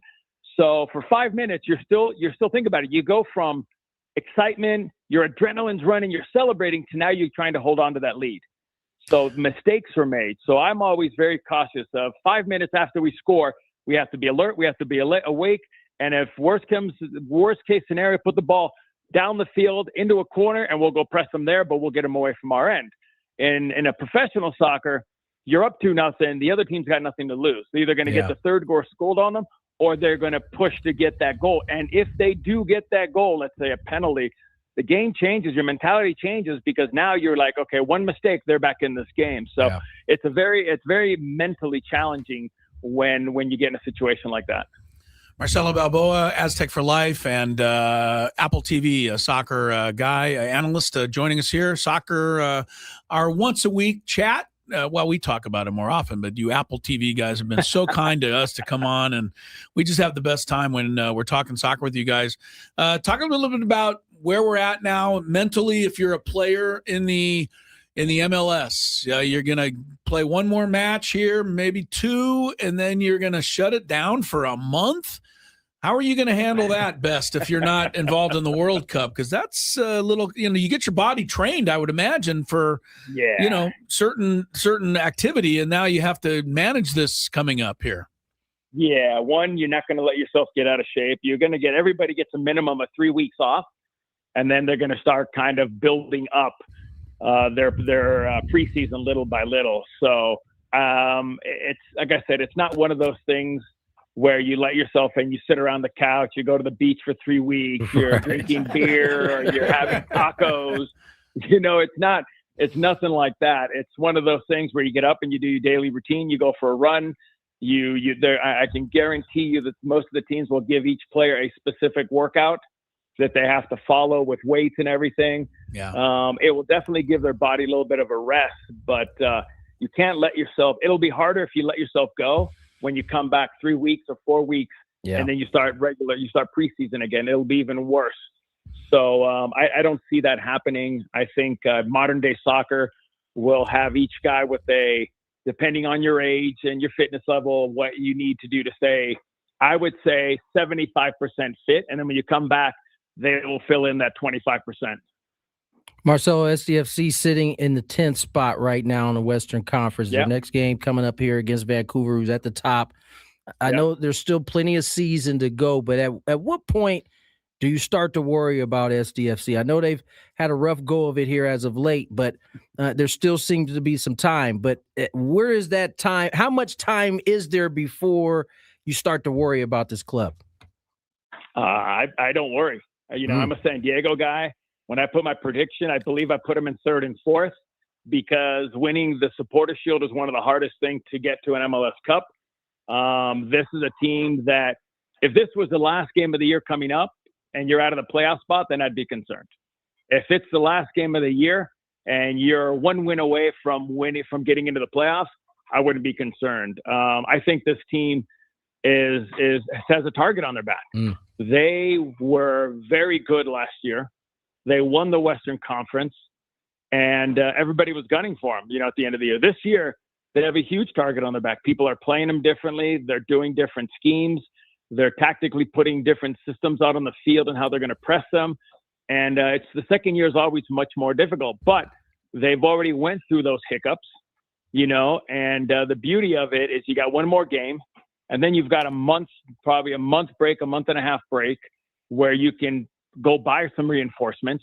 You can go buy some players that can bring that little bit of injection for the second 14 games of the season, 15 games of the season, to make a playoff run or to make a championship run. So I wouldn't be concerned if they were in 15th place, 14th, somewhere in there, then I'd be concerned. But the way they're playing offensively with Pellegrino, with Dreyer, I mean, this team, listen, it's got special players. Listen, Dreyer's not having the year that he had last year, but he's having a good year. So, like I said, I think this year, the summer window transfer after the World Cup is going to tell us who's going to make a playoff run and who's going to fade. Marcelo Balboa was on the United States soccer team for a dozen years and had 127 caps, if I'm hopefully saying that correctly. But, yes, sir. Part of this thing for a long time. So now the World Cup comes up. To ask you, are we closer, the United States, to getting, making an imprint in the World Cup than when you were there? Finishing your career in 2000, have we made strides? Because I know we always say we're going to one day be there, but it really hasn't been a breakthrough yet, Marcelo. Well, listen, when you go back to 94, we were looking at today, the 11 players that started that team, there were 4 players that were playing professionally in Europe. Everybody else didn't have a club team. Okay. We'll just start there. And we did something special by beating Colombia. We sit here in 2026. The World Cup's back in the United States, Mexico, and Canada. We've got guys playing at Chelsea. Yeah. We got guys playing at Juventus. We got guys playing in the German first division. We got guys all over the world playing. So we've come a long way. Have we got a good enough team to make a bigger impact than we did in 2002? Yeah, we won't be facing a CONCACAF team in the second round like they did in 2022. So, yeah, we've made huge strides in our sport, and these young men have an opportunity to do something special. So now it's like anything else. We were lucky enough that we lived together for almost a year and a half, 2 years, and we played as a club team. So we knew each other inside and out. We were like a family. This group has to come together in 2 weeks, to come together before you play Paraguay and to do something special. So they have everything possible to them.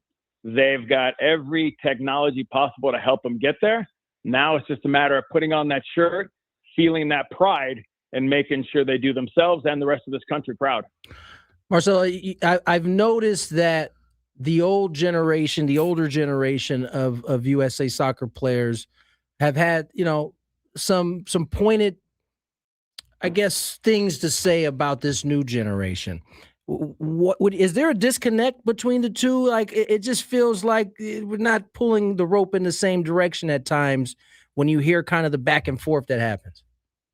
Listen, I think that, unfortunately, when you're in the media, people say things to get under people's skin, to wind people up, to start controversy, right? Yeah. So is this team have it? There's no beef between this generation and any other generation. People say things sometimes because they're retired and they want to put themselves back in the limelight when they're talking about Christian Pulisic and he doesn't have the heart. You know what I mean? Yeah. I think it's nonsense and it's childish. I'm a firm believer. I've represented my country in 3 World Cups. No matter how this team does, I will stand behind them. Even though I'm not happy with the way they're playing, I will stand behind them and wish them the best. And hopefully they'll do us all proud, because we wait every 4 years for the biggest thing. If you're a soccer guy, this is heaven for you.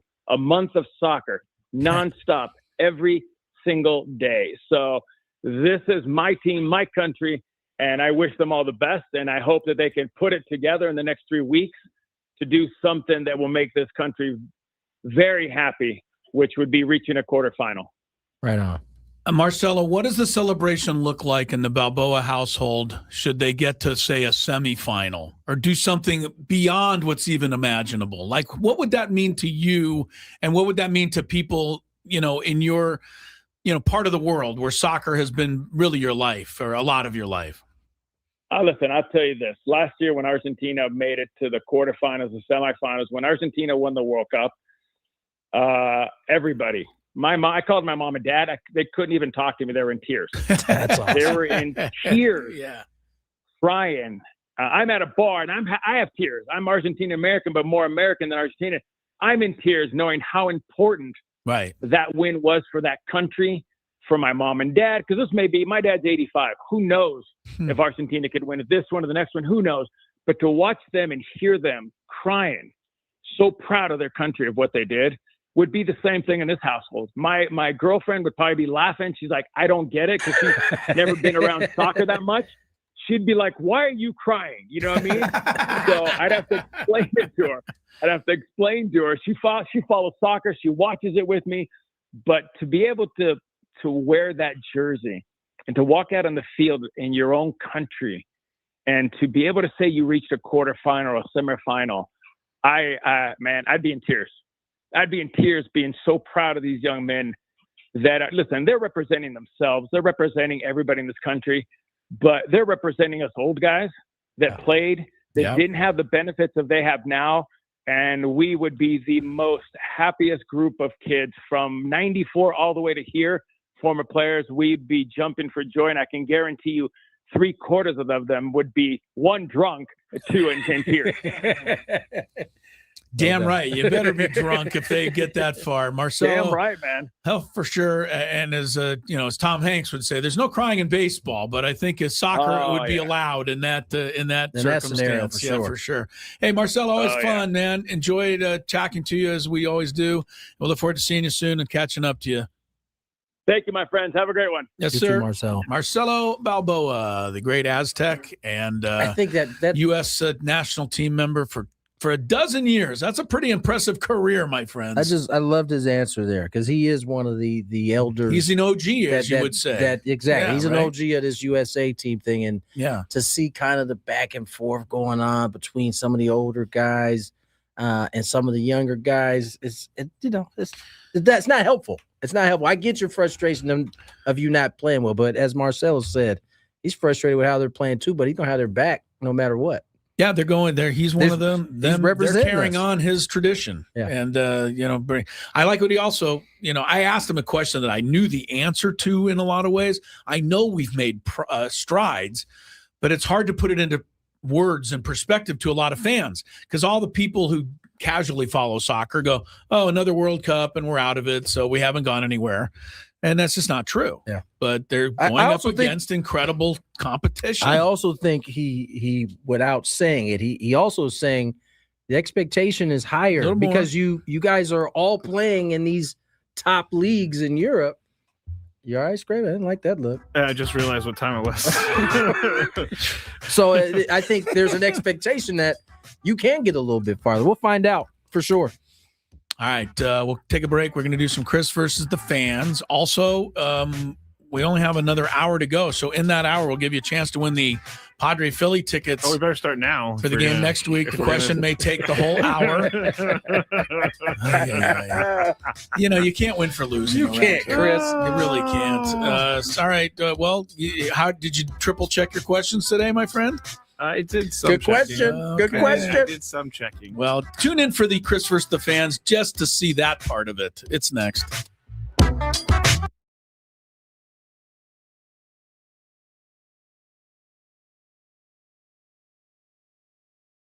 All right, so here's what happened. I was at the corner, and I'm going to call out the streets because who cares? It was Claremont Mesa. I actually got in trouble once when I worked at the bank for looking up a celebrity, and it was totally wrong on my part. Totally wrong. Looking up their account number? Just I searched their name in the account system, and Skraby, what is wrong with you? I was like 19. You'd be better off. You'd be better off admitting that you wore your underwear inside out. Frankly, This guy is just searching up people's accounts. It only happened that one time because I got caught. How did you get caught? The account was flagged, and anybody taking a look at it gets logged. And so I got called into the boss's office like 3 days later. What did that come? I'm sorry, I gotta ask, but nobody's supposed to be doing this preview. What did that conversation? How did it go? Well, why were you looking up Paris Hilton? Is that who it was? I can neither confirm nor deny. Oh my goodness. I can neither confirm. That's really funny, Chris, that you just yelled out that name out of all names. No. But I walked in, I got called into the office, and I sat down, and all my boss, I loved her. She was great. Her name was Sharon. Amazing boss. She just slid the piece of paper in front of me. You knew. Said, "Did you visit this account?" And I looked. Yeah. She was like, "We're gonna have to write you up for this, and if you do it again, we're gonna have to fire you." And I said, "I'll never do it again." And I got out of there as soon as possible. I took everything, but it was not good. Not good. Just curiosity, huh? He's like, I wonder how much they have in their account. Yeah. I mean, before I got caught, I did look up athletes. And, oh my God! I'm so glad you're sitting in this seat now. Yes, I'm so happy you're not doing any job that can be dangerous to people's futures. This was in the first year that I was there. I learned my lesson thoroughly. Chris, as I said, as soon as they walked in, there was like, yeah, that's our guy right there. That's our window. We're gonna take him down. Yep. Just lucky I didn't get caught for like.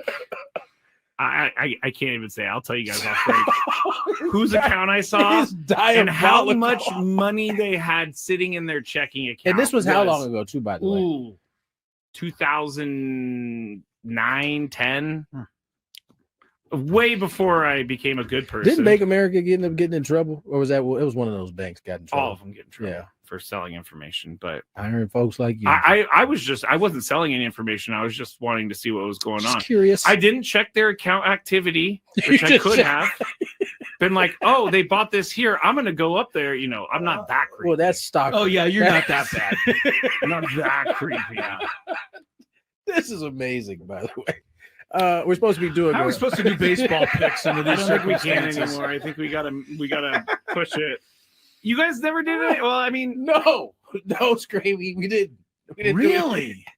okay. Like you work at a bank, you're looking at people's account information? That's unbelievable. It only happened for a little bit, and then I got in Only trouble. for a little bit. I can't stop laughing at this because it is quite hilarious, Skraby. But you were saying that I may have gotten robbed or whatever. I actually did get robbed when I worked in San Francisco, and they're called quick change artists. How long did you work in the banking industry? 8 years. I was a teller supervisor when I finished. I was also the merchant teller, which took in around $150,000 in cash a day. Guess what? Always balanced at the end of the day. Yeah, I bet. But there was a guy who walked in. He had about $5,000 in hundreds, and he handed it to me. He said, "Can I get 50s for these?" And I said, you know, it's pretty annoying that he wants $5,000 in hundreds. In hundreds, and he wanted $5,000 in 50s. He just wanted 50s instead of hundreds. So I had to go get it from the vault. I come back. I'm starting to count it out, and then he's like starting to ask me questions as I'm counting it out. He's trying to and then what did I tell you, Chris? This is what I'm talking Hey, about. That window right there. Hey, this guy was so good that no one saw it coming. But so when I started getting mad at him because I counted out the 50s, he goes, "What are you doing?" I asked for 20s. And I'm like, what? You did not ask for 20s. You asked for 50s, bro. Yeah. I had to go to the vault to get those 50s. And as I was getting all mad and talking to my boss, he took the cash off the counter and put it into this folder that he had on the thing that the original 5,000 in hundreds. Yeah, well, he kept going like that, and then I was so mad, I just grabbed it and I threw it in my drawer. And then he was like, "You know what? I'm out of here." And he walked out. And then at the end of the day, $3,000. He got an extra 3 on you. $3,000. Yeah, he got $3,000. The thing about criminals like that, they can sniff out a mark really. I'm not a mark. You are 1,000%. I was actually the bank's dog. They got you for 3 extra. And that's the only time in my 8 years that I ever had anything happen like that. I'm sure there are people who've been there 8 years that never had 0 taken. Scrape, I got a 20 here. Can I get 5 5s, please?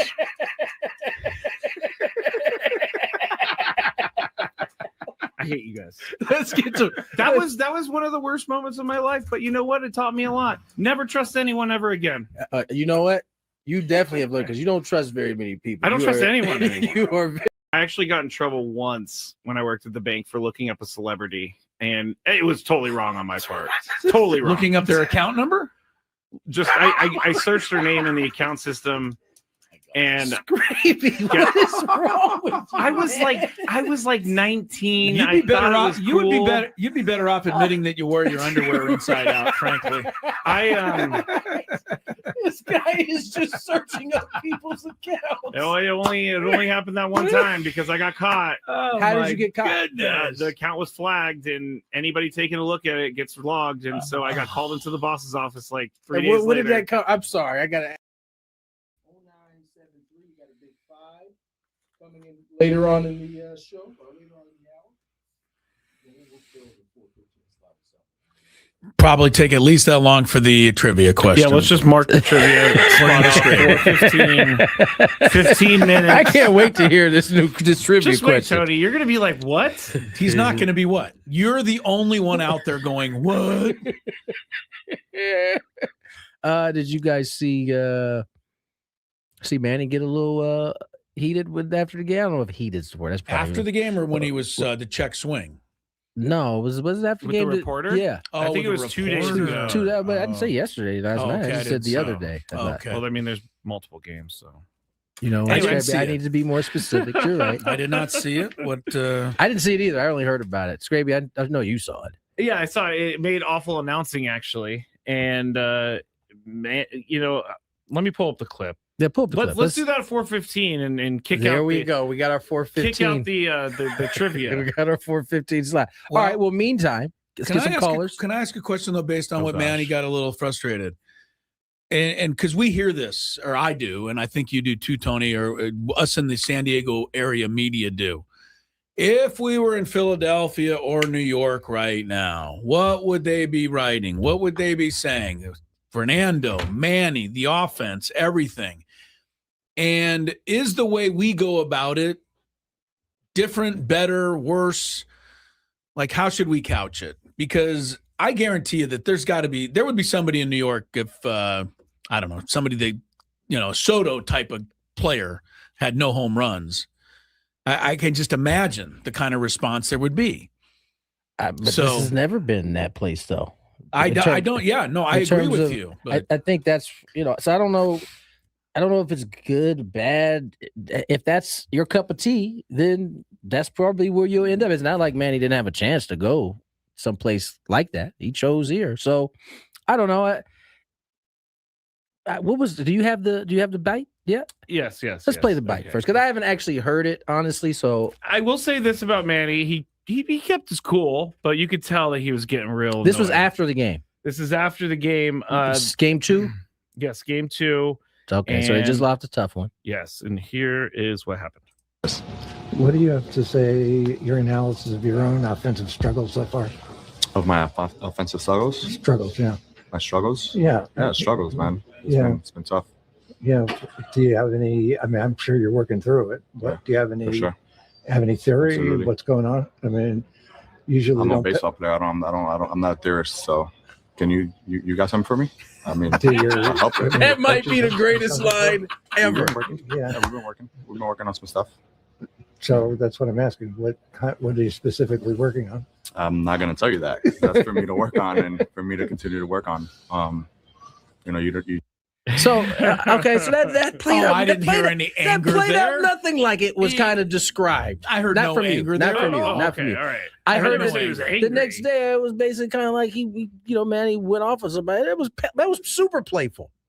He said, "Do you have anything for me?" I thought that was really funny. You know what? I got to make sure that we credit Marty Caswell for that video, because she's the one who is that Marty who got the video. Who grabbed it, yes. I believe that sounded like Boomski right there. Well, that was definitely Barry Bloom asking like the questions. Yeah, but Marty Caswell was the one who put. I thought the questions were not out of pocket, and I think Manny didn't think they were either. But he didn't. It wasn't his favorite topip. But I think for him to say, "Yeah, he got something," I mean, he's trying. And how many years has Manny been here? Since 2018, so like almost 8 or 9. Yeah, has he ever explained what he specifically is working on? And I'm around there every day, and I've never heard him talk about it. So I don't know. Barry was trying to get him to. Barry can try that, but you know what, Manny's a veteran. Do you got any? That is how, to me, that is how the 90s and 80s and 90s went in terms of a reporter relationship right there. That kind of banter right there. It was like, I'm gonna let you ask the question. I don't like the question, but we're gonna do this little back and forth thing, and you're gonna keep prodding, trying to get me to answer the question. I'm not gonna give you the answer you're looking for, which is why I'm asking you. You got something for me? Let me hear what you got. I'm not a theorist. Oh my gosh, that's one of the greatest lines ever. I'm a baseball player, not a theorist. Yeah. That's A1 right there. All right, we got to get to Chris versus Fan. Let's go. I liked it.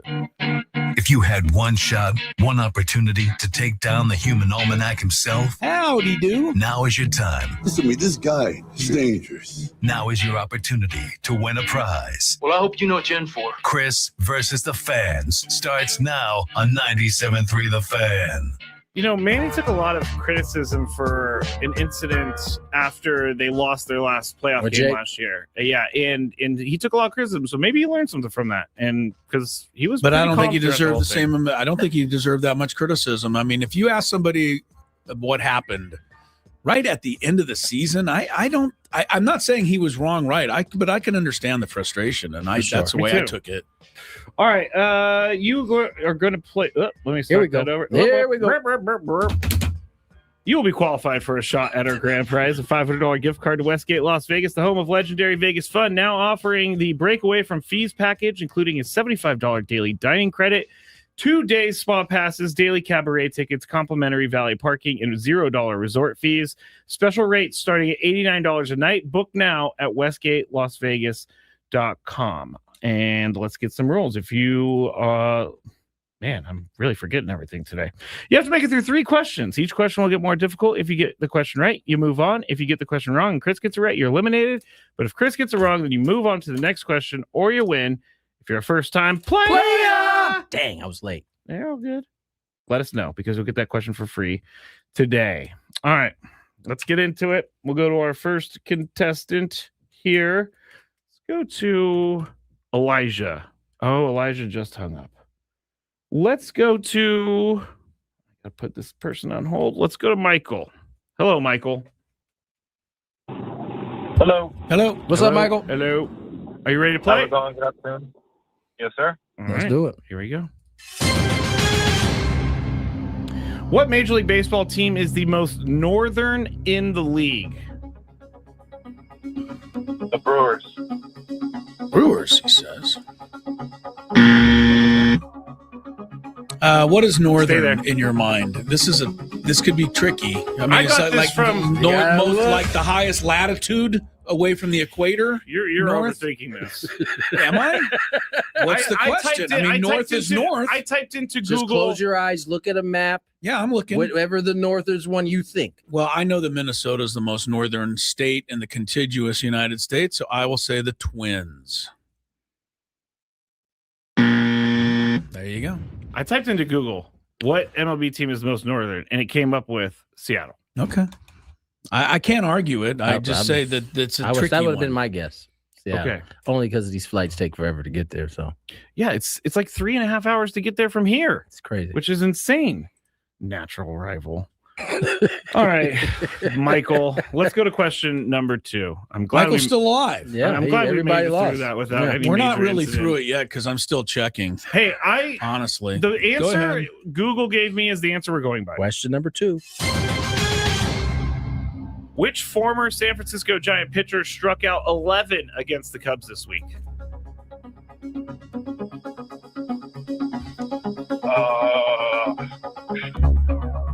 I'm gonna pass.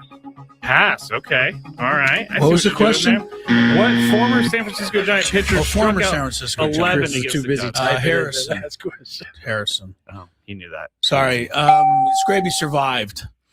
Seattle is 47 degrees north of the equator. Minnesota is 46. Minneapolis, 46. You won it by 1 degree. Good job. So Google won it for Shout me. out to Google. You got one, Scrabe. I'm just going to keep putting it on Google. All right, let's go to our next contestant. We'll go to Dylan in Escondido. Hello, Dylan.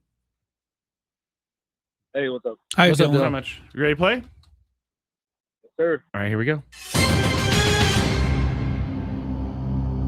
Which Washington National hit their first grand slam this week through an inside the park home run? It's funny because I saw the highlights, but I don't remember the name. Oh, no. Try one. Because I know it, so you might as well guess. What is a bat made out of? Hardy, har. I'm not gonna go with anybody. Okay. Not Abrams.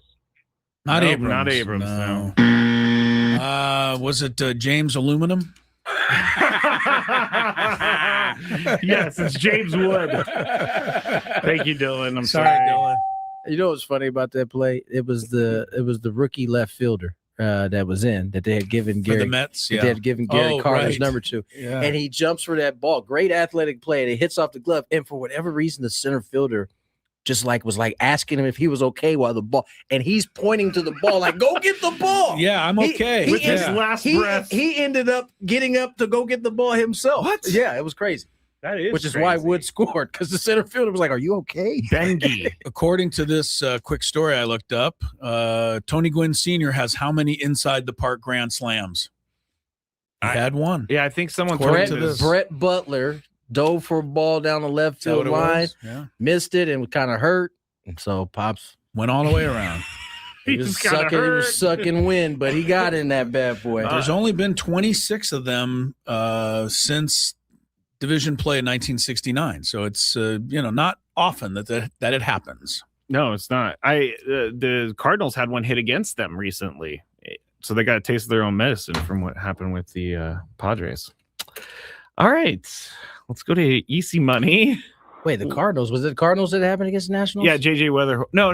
The Cardinals had it happen to them this week, but Weatherholt did not get an inside the park No. grand slam, my friend. Yeah, it was. No, it was an error.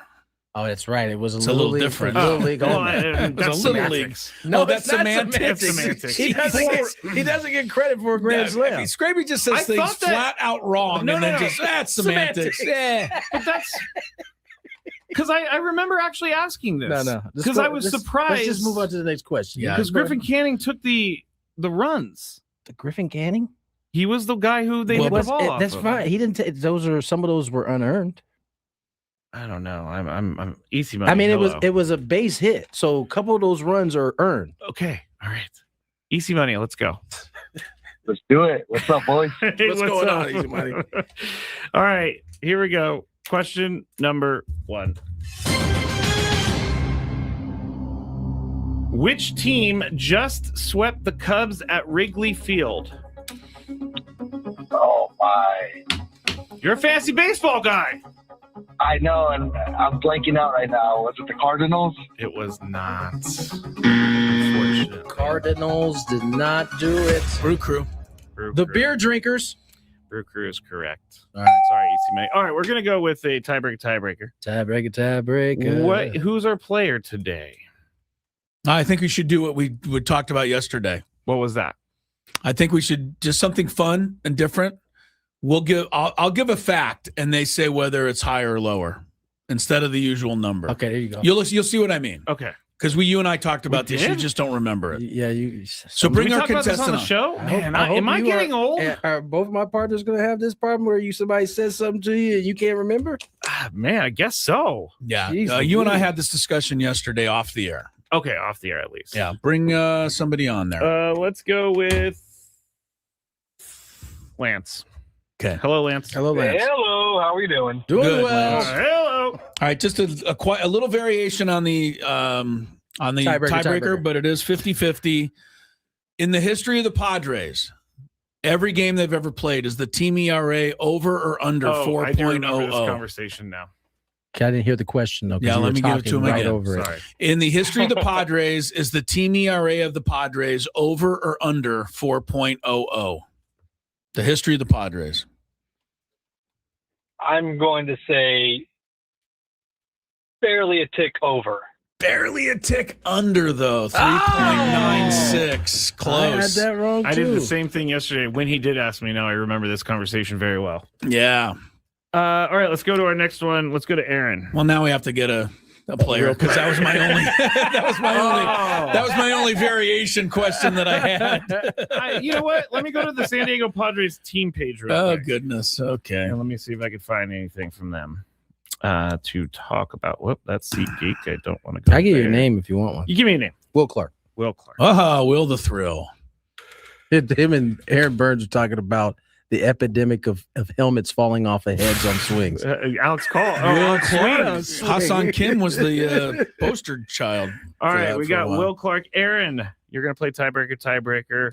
I'm going to ask Chris for a number. He's going to give me one, and you're going to guess whether or not the actual number is higher or lower than what Chris said. Chris, Yes. let's do it a little bit different here. Will Clark. What was his most RBIs in a season? Will Clark is a pretty good RBI guy. Mississippi State played with Rafael Palmeiro. That was a pretty good World Series college team. I'm going to say at 110. 110 on them Will boys. Clark was good. He was really good. Aaron, is the actual answer higher or lower than 110? We'll go higher. Higher. Did Will Clark beat 110? Nice. And I have it right in front of me. So we have no questions. His biggest season, Chris, you were very close. 116 in 1991. 116. Man, this guy. All I remember about Will Clark was that in, was it 1989, Tony? Was that the year that he and your Stay dad there, went to the Aaron. last day? Last day, infield single. Team Last win. day. What year? 1989. The teams were playing each other. Yeah. And on one side, your dad was going for the title, and on the other side, Will Clark was going. And you know what's interesting about your that dad series? prevailed. The Padres had to sweep the Giants in order to win the division. To catch them, right? And they made a great comeback that year. did. The Padres got I way think behind. they lost game 2 of that series, which eliminated them. Right. But So then game 3 was all about who won the batting Padres title. Yeah, you're right. Never mind. I was I'm there. looking at the Giants thing. I'm not on the Padres page. If there was instant replay, my dad would have been out though. Oh, really? You got the call, huh? I think if I recall watching it in its replay, I remember thinking it was like, Will Clark in the final day went 1 for 4, ended up at 333. Your dad went, this is your dad though, 3 for 4. That sucks. 336. He ended up winning. I was like, I just got to get one hit. This guy's not going to get your 3. Your dad got 3. So come on, that's your dad. He finished that year 333, but he won it. He's a career 303 hitter. Yeah, Will Clark was good, man. Truth, man. Will Clark was good, and he was also feisty.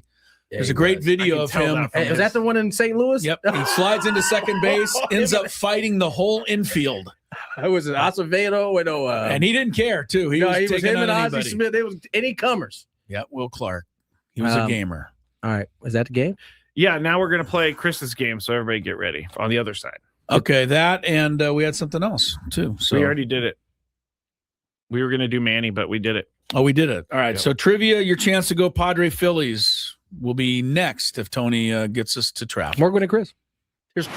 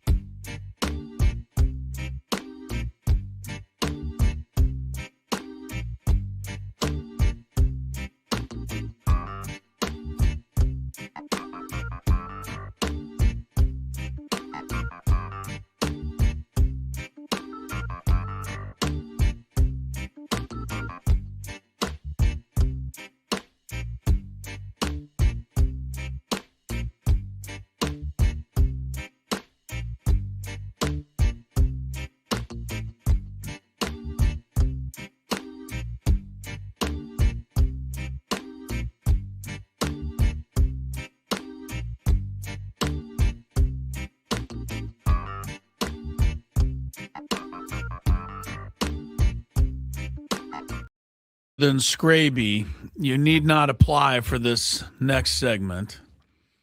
But I'm assuming most of you feel like you're smarter than Skraby, so.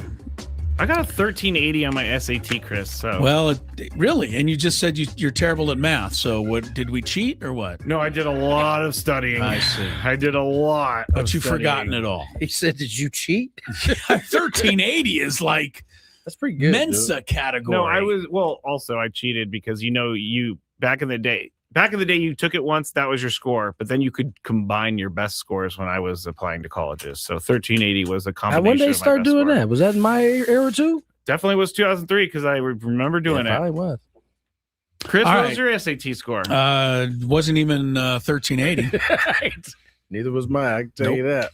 That means nothing. By not the way. smart. Good SAT score. Not smart. Not claiming to be, but I think I can at least put this question together. So if you want to win some tickets to see the Padres and the Phillies play next Tuesday night at Petco Park, you will do your best to follow along. Tony, this will be your first exposure to this. You're not required to follow along, but you can see how much trouble it was for Skraby or not. And I will give you a series of numbers, and you will put the numbers together, come up with a final answer, and that is what your guess will be. And if you are correct, you will win. The first number you want to put in your head is the number of home runs that Barry Bonds hit in his record-setting home run season. The all-time single-season home run record is how many home runs for Barry Bonds? You start there. You now subtract from that number the number that Tony Gwynn Jr. wore when he played for the Padres. Okay. You take Barry Bonds' home run thing, you subtract the number Tony Gwynn Jr. wore when he played for the Padres. You now have a new number. You take that new number and you divide it by the number of Super Bowl championships won by the 49ers. Wow. So you guys are both being incorporated in today's question here. Need to know how many Super Bowl titles they won. You will imagine driving time right now. I know. Well, he just loves to hate this particular segment. I'm being quiet. Almost. We have one last thing for you to do. You have a new number now after the 49ers titles. Take that number, you times it by the number of Stanley Cups won by the Los Angeles Kings. That will leave you with a correct answer of, you tell me. First person with the correct answer at 833-288-0973 will go to see the Padres and Phillies next week. Again, Barry Bonds home runs, the all-time record number for a single season, minus the number Tony Gwynn Jr. wore when he was with the Padres, divided by the number of Super Bowl titles for the 49ers, multiplied by the number of Stanley Cups won by the Los Angeles Kings. There you go. That's your question. 833-288-0973. Tony, just for fun, without saying, do you think you have it? Or no, I don't have you it. Couldn't stay with it? The 49ers Super Bowl thing, I was out. That threw you out on that one. Surprising. Okay. I didn't know that one. I've yelled that number like 100,000 times. I tuned you out when you start talking about the 49ers, so I probably missed it. Maybe between the two of you, you would have the final answer. But anyway, good luck out there. First person who gets it right. And when Skraby goes to you, he'll ask for a number. Give him the correct answer. And if you're first, you'll go to the ball game next Tuesday. The Big Five is coming up after all of that takes place. Ben and Wood.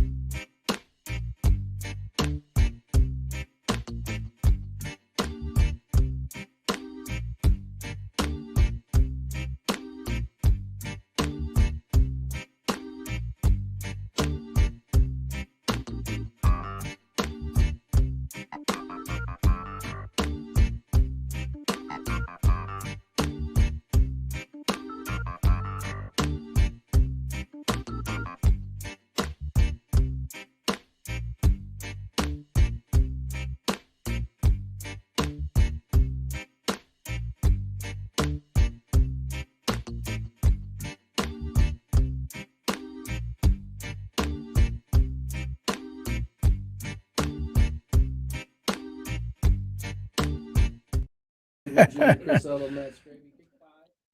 Coming your way. Scrabe is hopefully put together a doozy. We'll see. He's licking his chops, though, because for the third consecutive time on the First newfangled questioning, First caller got it right. Yep. Again, disproving Skraby's theory that nobody can figure this out. The question today was for the Padre tickets. Who was it who won? Victor? Did you say? Yeah. Congrats to Victor. Yeah, he got it. Barry Bonds home runs for a record season. Tony was 73 minus your number with the Padres. 18 gives you 55. Divided by 49er Super Bowl titles, Skraby. 5. Which gives you now 11. Multiplied by 2, the number of Stanley Cups won by the LA Kings. Final number was 22. And Victor got it, which was the number? The Milwaukee Brewer. That you number wore. for Tony Gwynn Jr. As you wore, yes. Brewer, right. So 22 is the correct answer today. Good job, Victor. Over to you, Mr. Host of the Big Five. Traffic right now, Big Five after. From the 855 Get Ross Traffic Center. Injured? Demand justice. Demand Jurowitz. 855GetRoss.com. On the 15 South, just past Adams, an SUV broke down. They just pushed it from the right lane to the right shoulder. The South 15 is backed up from Friars. I'm Claire Beverly with Odyssey San Diego traffic. This report is brought to you by Valvoline Instant Oil Change. Got miles ahead? Make sure your car's ready. Swing by Valvoline Instant Oil Change. They'll check tires, lights, and essential fluids with any oil change. Stay in your car, done fast. Coupons at SoCalOilChange.com. Valvoline Instant Oil Change. Your 15-minute drive-through oil change. It's that time of the show when we check on the latest in sports. Only the most important topics and questions are brought to light. Stop what you're doing and listen. These news stories will astound and amaze you. The one, the only. Oh my God, who the hell cares? The Big Five starts now on 97.3 The Fan. And all guests on 97.3 The Fan join us on the SDCCU Fan Hotline. It's not Big Bank Banking, it's better. Thank you, Tony. You're welcome. You get it. Much you get better. it. We also are broadcasting live from the Bill House Studios where we know how. We know how. Chris, do your we know how? We know how. Oh, you did it right this time. All right, let's get started. MLB.com's latest starting pitcher rankings are out, and the top 10 is full of the who's who, the who's that, and 0 Padres on the list. Christopher Sanchez of the Phillies is number 1. Jacob Mizorowski of the Brewers is number 2. Then you got Shohei at 4. Then you got Skeens and Chris Sale. Chase Burns, Dylan Cease, and Zach Wheeler after 3 starts. And then Davis Martin of the White Sox is the 10th best pitcher according to this power ranking. Tony, should Michael King be a top 10 pitcher in baseball according to this ranking? Can you give me the 10? It was Christopher Sanchez, Mizorowski, Shohei, Skeens, Chris Sale, Chase Burns, Dylan Cease, Zach Wheeler, Davis Martin. Yeah, if that's the case, Zach ain't even pitched the whole year, if I'm not mistaken. 2 games. I think he's had like 2 starts. Yeah. I know the Burns kid is throwing the ball really well, so I'm not going to. Yeah, no, we can move Davis, the last dude out of there. Get him up out of there. Put King in there. We can get him out of there. Get him out of there, Davis. We can move him out of there. All right. Tony says he's in. Chris, is Michael King in? Michael King is, well, I don't think it, it's just somebody's opinion. My opinion is that Michael King is one of the top 10 starters in baseball. So I would, tend to think that he belongs there. Davis Martin does have a 1.61 ERA, which is pretty good, I must say. That's really good. I know yeah. that ERA. 6-1 record for the White Sox. That's who. I was like, why do I recognize that Sox, name? Yeah. No, he's he done was really he's good. done pretty well, but he's a White Sox. Look, Nick get him out of there. Well, Nick Martinez has a 1.51 ERA, yeah. So he's having a great year. But I think when you do these rankings, you have to, how are you doing it? Is your top 10 pitchers for April and May of this season, or is it your top 10 pitchers? No, it's basically top 10 pitchers right now for April and May of this season. No, like Okay, well then, yeah, you could look at it that way. Well, that's what I mean. But So it's just like a different. Every week you get different guys. Right, but I think when you rate this, you take into account what they've done in April and May, along with how good they are. And I think Michael King is still one of the top 10 right now. Okay, so I would disagree with this particular we usually countdown, but I would never get rid of Davis Martin. Man, he'd be the first one I'd keep. Number 4. I mean, Zach Wheeler after 3 starts. Come on. Well, that's what I mean. So what are you ranking this on? Can't be just on based on what they've done in April and May. Because Davis Martin's a big name brand guy. I saw an article this morning about Andy Pages, and it said that Andy Pages needs to now be officially included in the Dodgers quote-unquote star category after he ended up battling Mason Miller the other night and was able to get a run on a sac fly. Freddie Freeman had high praise. Quote, "It was one of the greatest at-bats I've ever seen in person, and I've been playing a long time. That at-bat was incredible." Chris, is Andy Pages a star? First of all, Freddie Freeman's right. We talked about it, Tony and I and you. I think we all agreed that was an unbelievably good at bat. I think it's a little... But it may be the highest of greatest ever. Yeah, that's the greatest at bat he's ever seen in person. Like, you've been in the league forever, forever. He's probably seen over 10,000 at bats. But it also is kind of like us saying that dunk last night by the Spur guy was one of the greatest dunks we've ever seen. It kind of was. But, there's also been Dr. J and Jordan and people who did some incredible things on dunks, Vince Carter, et cetera. So it was a great at bat. Let's leave it at that. And Andy Pages will never be one of the Dodgers stars because I traded for him and put him on my fantasy roster about 2 weeks ago. And I think he has 2 hits since then. So, no, I don't think he's a star, though, either way. Not yet. Okay. And to be a star, I think you got to do it in the postseason. And his postseason right now, what I recall, was 4 for 60 last year. Yeah, so I need to see more. Tony, is Andy Pages a star? If he's not a star yet, but he's knocking on the door pretty hard. I mean, if you go back and look at his first year, then his second, and now this, it's been nothing but he's been doing nothing but this in terms of ascending. Going up. He's going up. And so, I forgot. Sorry, you guys who can't see me. Yes, it's going like this. Going up. Like a little graph up. And so, I think there's reason that conversation is starting to happen. Because right now, they have Will Smith and maybe Pages are like the only homegrown guys that they have on their roster. I have no idea where Alex Call came from or anything. Yeah, no, he got traded from the Nationals. I thought that Dave Roberts said if you want your own Shohei Ohtani, go find one like we did. He did. He did say that. He did say that. Because there's so many of those out there. The homegrown Shohei Ohtani from the Angels. Yes. All right. So he's not started yet, but he can get there if he continues. For sure. Number 3. Now, this news story came out today, and it has everybody talking because at the 2023 trade deadline for Major League Baseball, the Angels nearly sent Shohei Ohtani. We talked about this at the time, but they almost sent him to the Tampa Bay Rays for top prospects Junior Caminero and Carson Williams. According to Ken Rosenthal, so Chris, he's reporting this, owner Artie Moreno blocked the deal despite having the deep discussions. The Angels ultimately lost Ohtani for nothing in free agency when he signed with the Dodgers for $700 million. Tony, would you have taken this deal if you were the Angels? Shohei for Caminero and Carson Williams.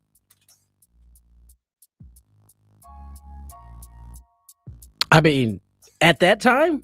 In 2023 when the trade deadline was going around. No. But now, considering that they got nothing. Monday morning quarterback. I would have definitely have done it at this point. They got nothing.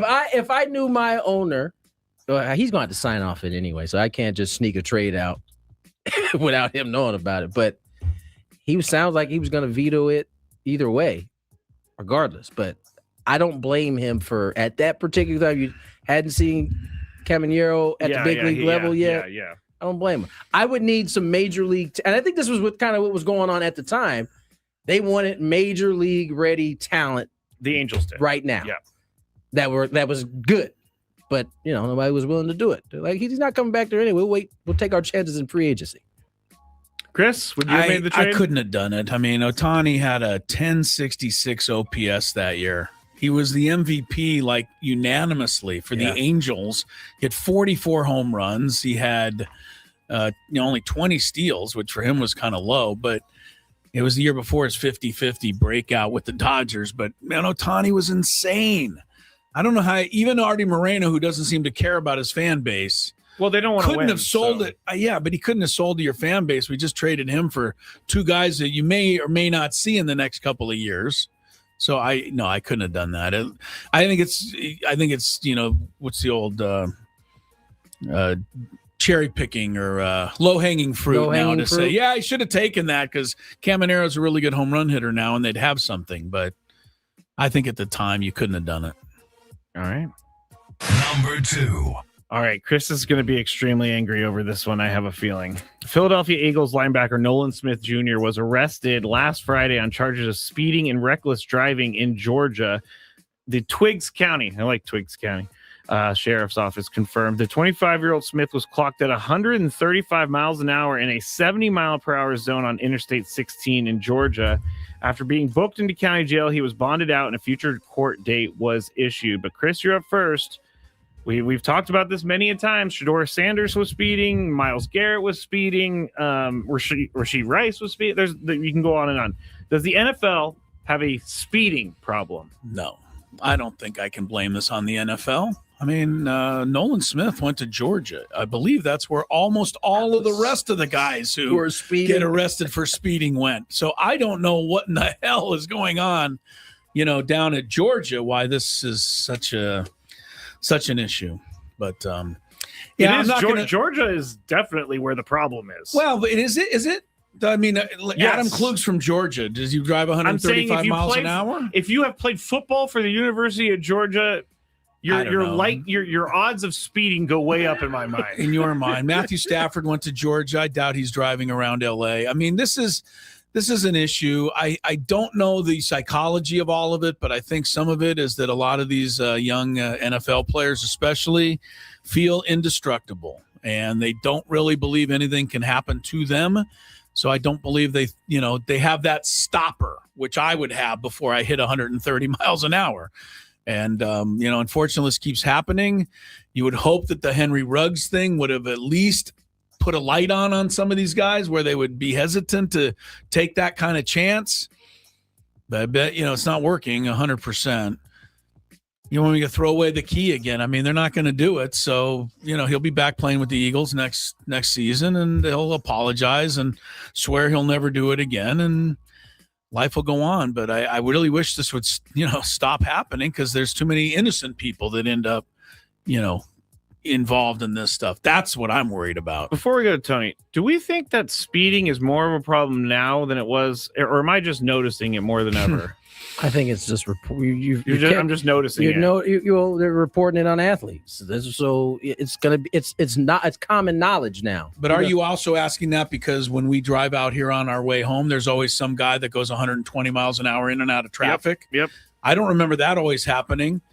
I think cars are too powerful. I think the cars are better now. Yeah, I think cars can do that now. I definitely remember seeing at least a few Honda Civics that had the muffler on. I definitely seen them doing that.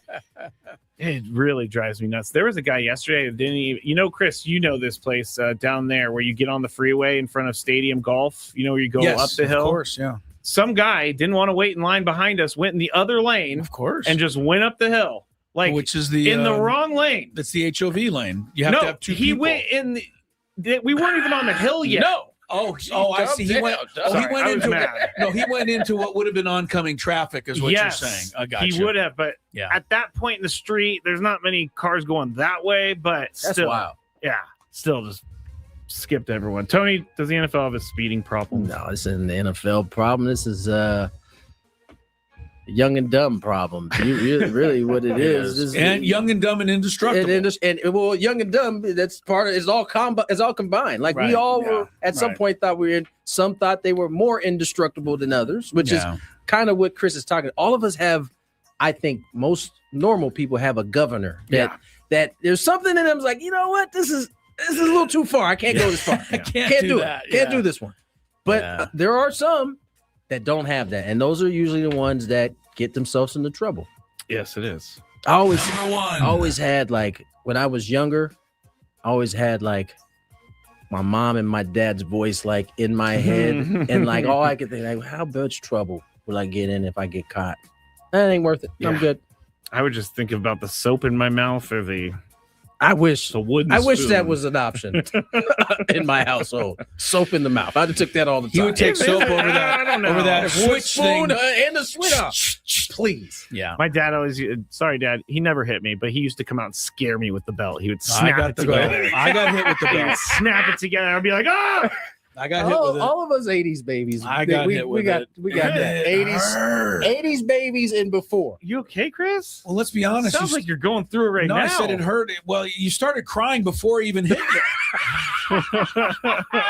You started doing the cry dance before that first.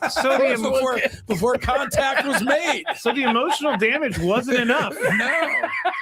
Man. That's tough. Number 1. All right, I just want to update you on this. Matthew Stafford signed not an extension. He reached an agreement with the Rams, 1 year, $55 million deal, but up to $60 million. So that's just a topic that we can talk about another day.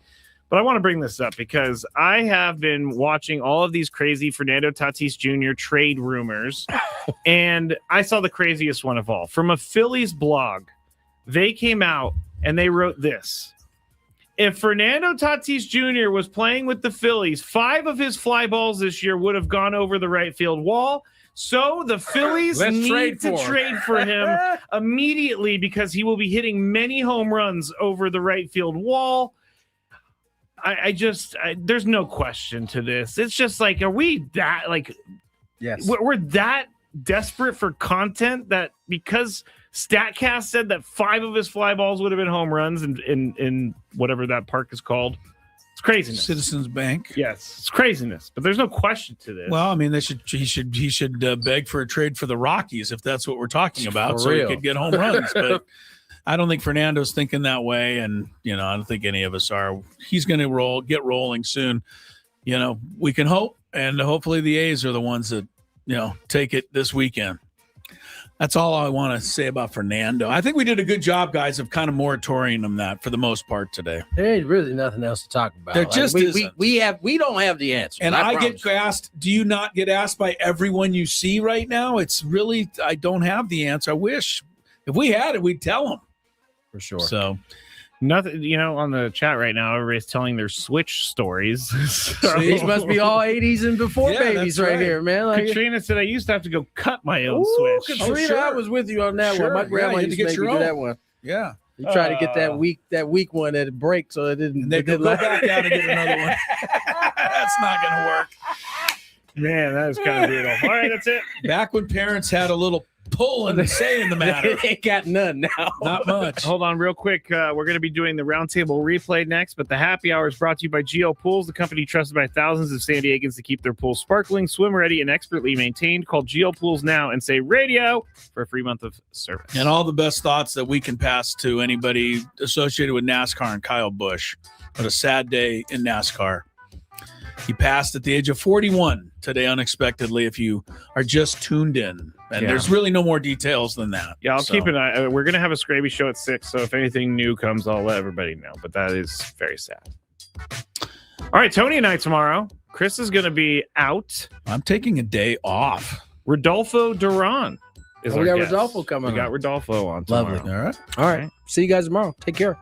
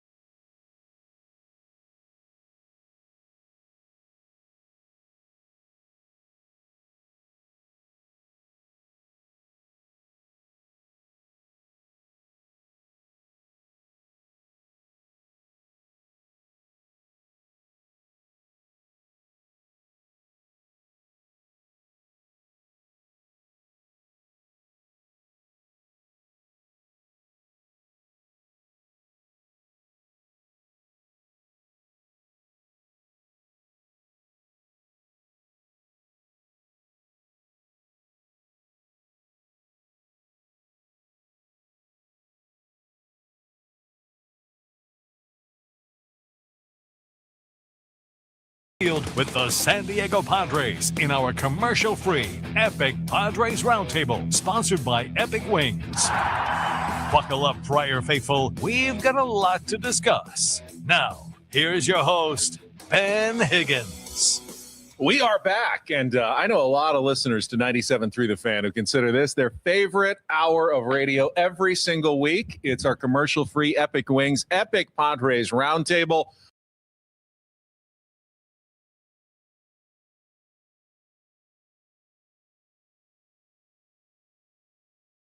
We're talking Padres baseball for the next 60 minutes with all the hosts here at 97.3 The Fan, from Braden Surprenant, Stephen Woods, Tony Gwynn Jr., Chris Ello.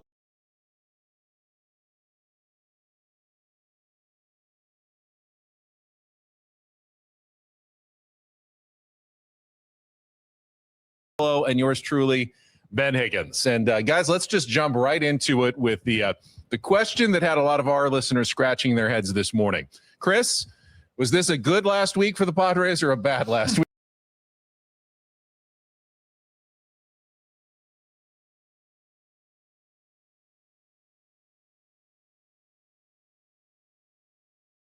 In the month of May, they are now officially under the Mendoza line. They're at 198 as a team. And if you take out Gavin Sheets and Andujar, they're 178. But their record is 10-9. That's crazy. So I can't make, heads or tails of it. This week was pretty much what we've been seeing all along. Yeah, Tony, over the last 6 days, the Padres are 4-2, have some of their best offensive performances of the season in Seattle, beat the Dodgers 1-0, and yet we all feel, again, this same kind of sinking feeling that a lot of us as fans have felt throughout the course of the season. What's your perspective? My perspective is really what you hit on before the last part of the sunken feeling, which is that in the last 6 games, they have looked better offensively. They ran into Padres. To say 2 out of 3. Yeah, I don't think about the same week they've been having, isn't it? I mean, they didn't do a lot on offense and won some games. It's really, crazy. I mean, the numbers, underscore everything we're all thinking. I mean, I did check today to see that, in the month of May, they are now officially under the Mendoza line. They're at 198 as a team. And if you take out Gavin Sheets and Andujar, they're 178. But their record is 10-9. That's crazy. So I can't make, heads or tails of it. This week was pretty much what we've been seeing all along. Yeah, Tony, over the last 6 days, the Padres are 4-2, have some of their best offensive performances of the season in Seattle, beat the Dodgers 1-0, and yet we all feel, again, this same kind of sinking feeling that a lot of us as fans have felt throughout the course of the season. What's your perspective? My perspective is really what you hit on before the last part of the sunken feeling, which is that in the last 6 games, they have looked better offensively. They ran into, let's say, 2 out of 3 really good pitchers of the Dodgers, and those games were tough. The one guy that they should have did some damage against, they did do some damage against. And so, you couple that with the 3 they faced in Seattle, which are all top-level guys, and I see the light at the end of the tunnel as a unit. There's still obviously the big question mark with Toddy and Manny and Jackson, and hopefully he's not out longer after he came out of that game yesterday. But I'm encouraged by what I saw over the last 6 games in terms of how they played. Woods, does that make you feel any better? You played one of your 10 chips this morning. I did. So you could I brought one for Tony Jr. I wanted him to see it. Yeah, one of his. Woods has 10. I gave myself 10 freakouts, only 10 this year, and I've used 2 so far. I used one this morning, but there's one side of the smoke coming out of my ear. What's the other side? So I did. The camera can see it, but that's yours. I brought that for you. So if you find yourself needing to spend one, Tony plays fewer chips than anyone. Well, yeah, on this panel. There's no doubt about that. Yeah, but that's for you to keep as a souvenir. We'll make a necklace out of it. One is more than enough for an entire season. No, I think it's look, it's recency bias. The last 2 games, you feel like you for me at least, man, the game the other night, 2 nights ago, I went, gosh, man, a lot of stuff went our way. That ball hitting the bag and Mason making the first error ever, probably since Little League. You know what I mean? Yeah. He's so dialed in. He's been so great. I thought, okay, that sucked. That's how it ended, but played a pretty decent game. Last night was the one that just, I know it's Shohei Ohtani, but I feel like you had him a little bit on the ropes. The drop transfer throw, it happens, but I just didn't feel like they were super locked in last night. So that's why I spent one today. You drop 2 in a row to that team. It's compounded a little bit more, and we knew that. Braden, your thoughts on just this last week as a whole for the Padres? I thought they did really well against Seattle. I thought their ability to bounce back from a couple of tough games in Milwaukee and really tough pitching in Milwaukee to then go against 3 guys that not only have done really well in Major League Baseball, but also done really well against the Padres in the past. And they tagged those guys all weekend. Grinding out a game on Monday against the Dodgers, I think was great. You got to find ways to win. And honestly, I view these games against LA as kind of a measuring stick of where they need to be, right? I mean, this is a team that they have to compete with eventually, whether it be winning a division or advancing in the playoffs. And I think you got that out of this week of figuring out, okay, this is how we have to play to get to this level. And, I'm sure the Dodgers haven't played to their best baseball. I know the Padres haven't either, but, I just, the whole week this week with the Dodgers series, I tried to emphasize it's not like they don't win the World Series tomorrow if they took 2 out of 3. They're also not out of it if they lose 2 out of 3. It's another team that you have to compete with.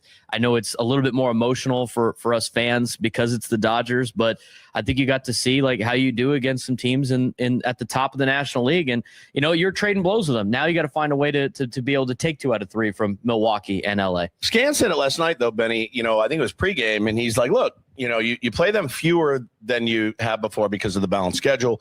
So these games do mean a little bit more in that, tiebreakers, things like that. For me, I think it's more of since the 24 scoreless, right?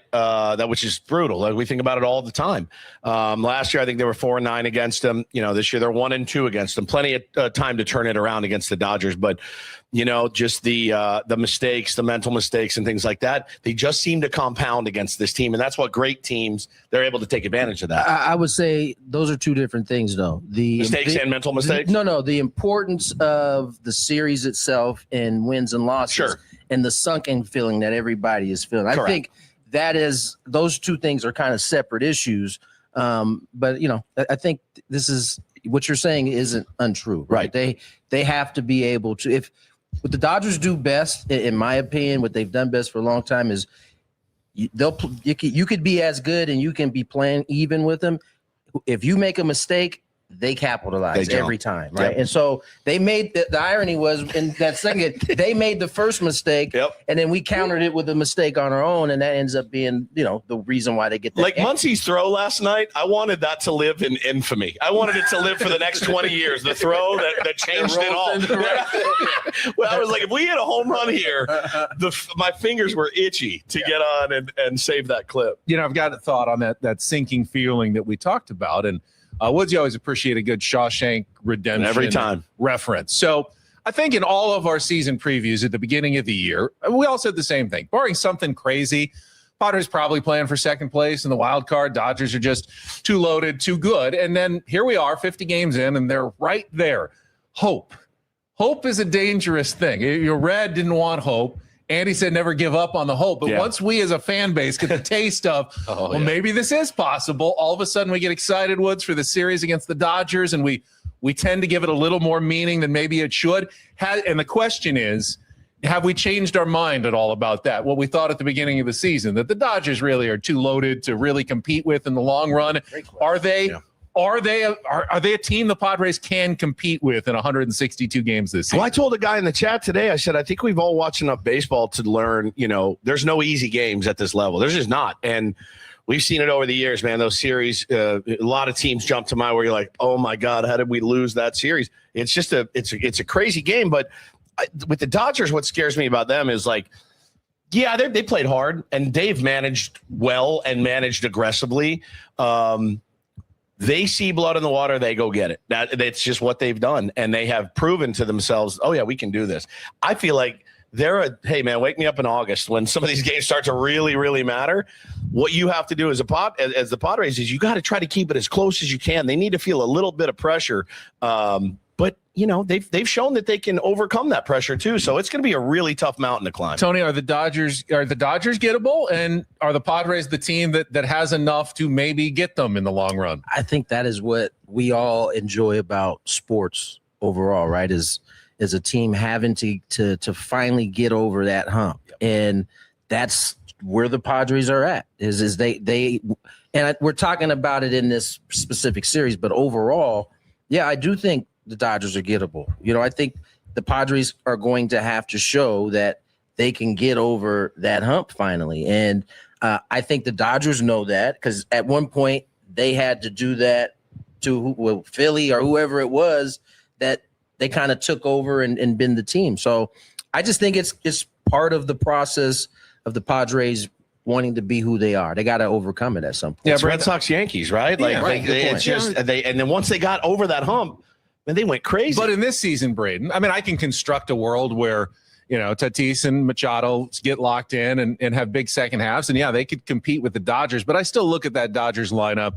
Teoscar Hernandez, hitting 8th. He could get locked in at any point and hit a ton of home runs. We thought the bullpen might be a weakness with the injuries and Edwin Diaz out. They have 29 straight scoreless innings, and they have the deepest starting pitching, and they don't even have some of their big horses. I don't know that much has changed, honestly, from the beginning of the season. This is still a loaded Dodgers team. Yeah, it's very loaded, and we've seen Dodger teams of the past start off quote slow or like slow to their standards or look more human, and then they go and they take care of business, as Tony mentioned, against a lot of teams that make mistakes, and they see these are big games for everybody that they play, right? Everybody wants to knock the Dodgers off, and you play a little tight sometimes when you treat it almost like a playoff game and it's a game you really want to win, and then you make those mistakes and then the Dodgers roll and you'll see them rip off a lot of wins.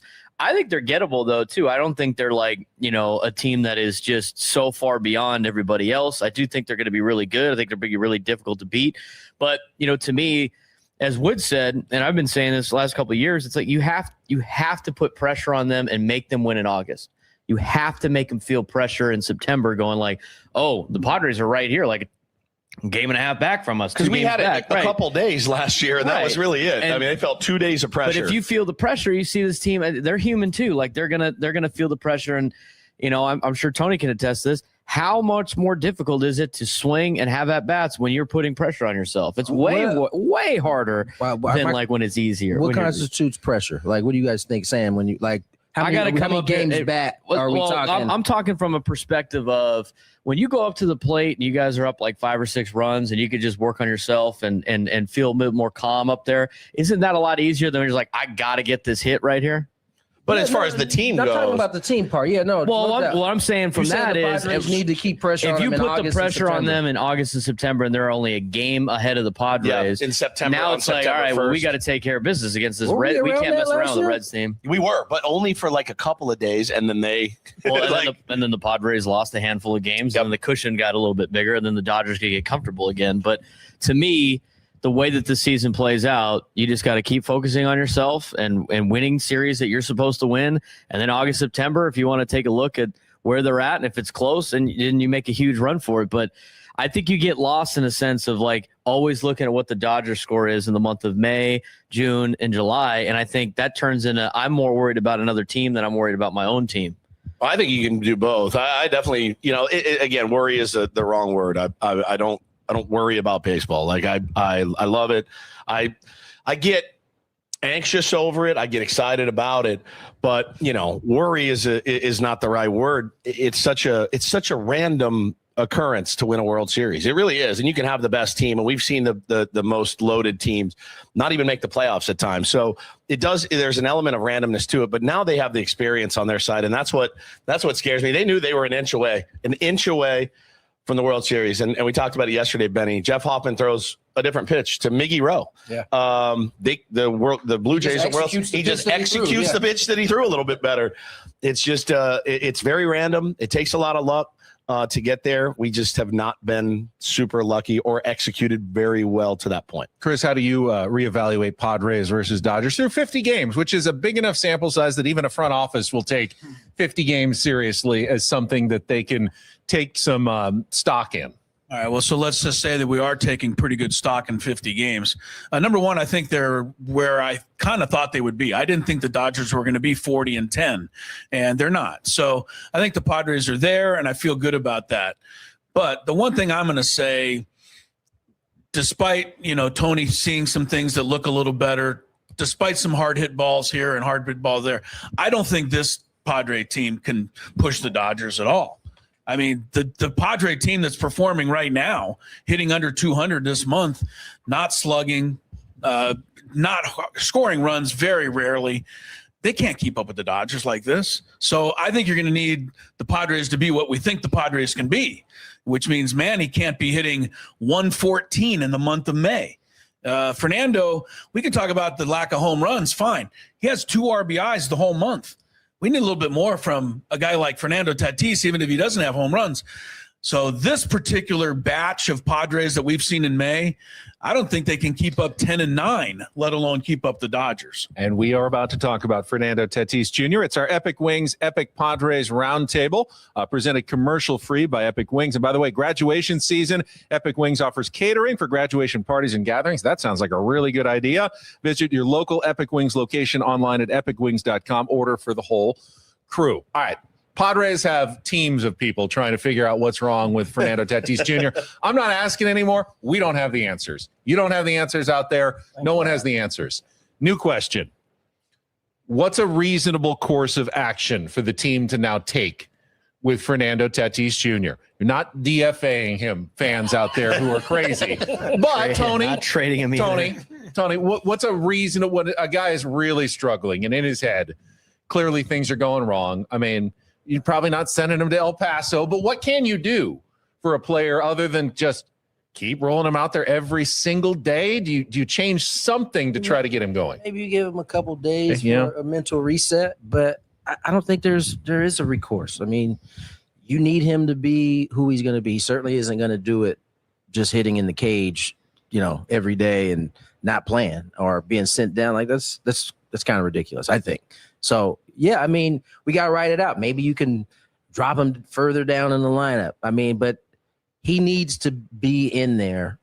Even Toddy, who's this guy we're seeing, this version of him we're seeing now, still is a threat in other teams' minds, right? And so you can't, you can't, you won't take You shouldn't. You shouldn't, with all those words. He just got to come out of it. He'll come out of it. It's funny. We are, especially as it pertains to Toddy. It's May 21st.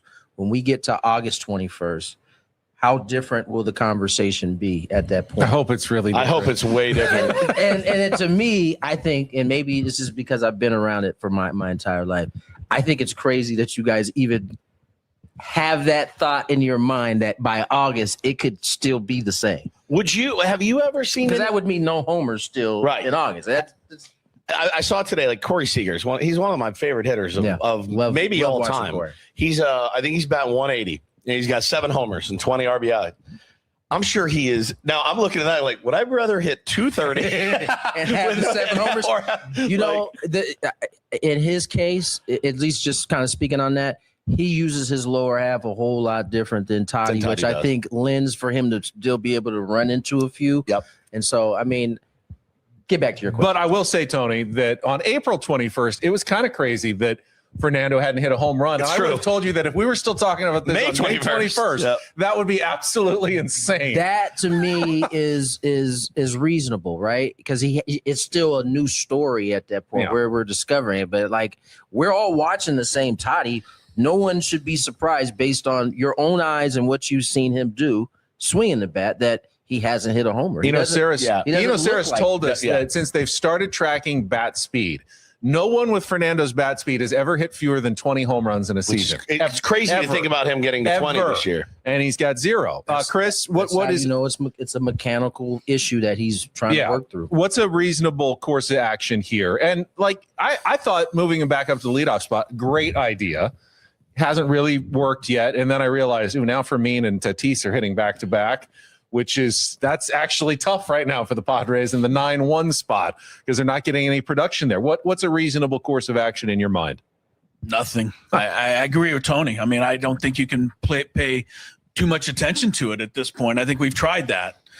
I think you just got to keep writing his name in the lineup and waiting for this to break loose. I will say this. If I could talk to Fernando Tatis Jr. today for a moment, I would have just asked him not to swing at the first pitch last night. It's not because of what happened.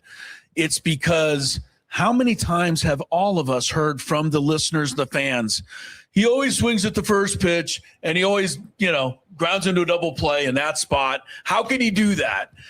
All I want to say is if he would have hit it into the gap and 3 runs scored, no one would have complained. No, I think it's the selection and the location and he jumped at a pitch that he shouldn't do. But but everybody blames it on the fact that you got to tell him not to swing at the first pitch.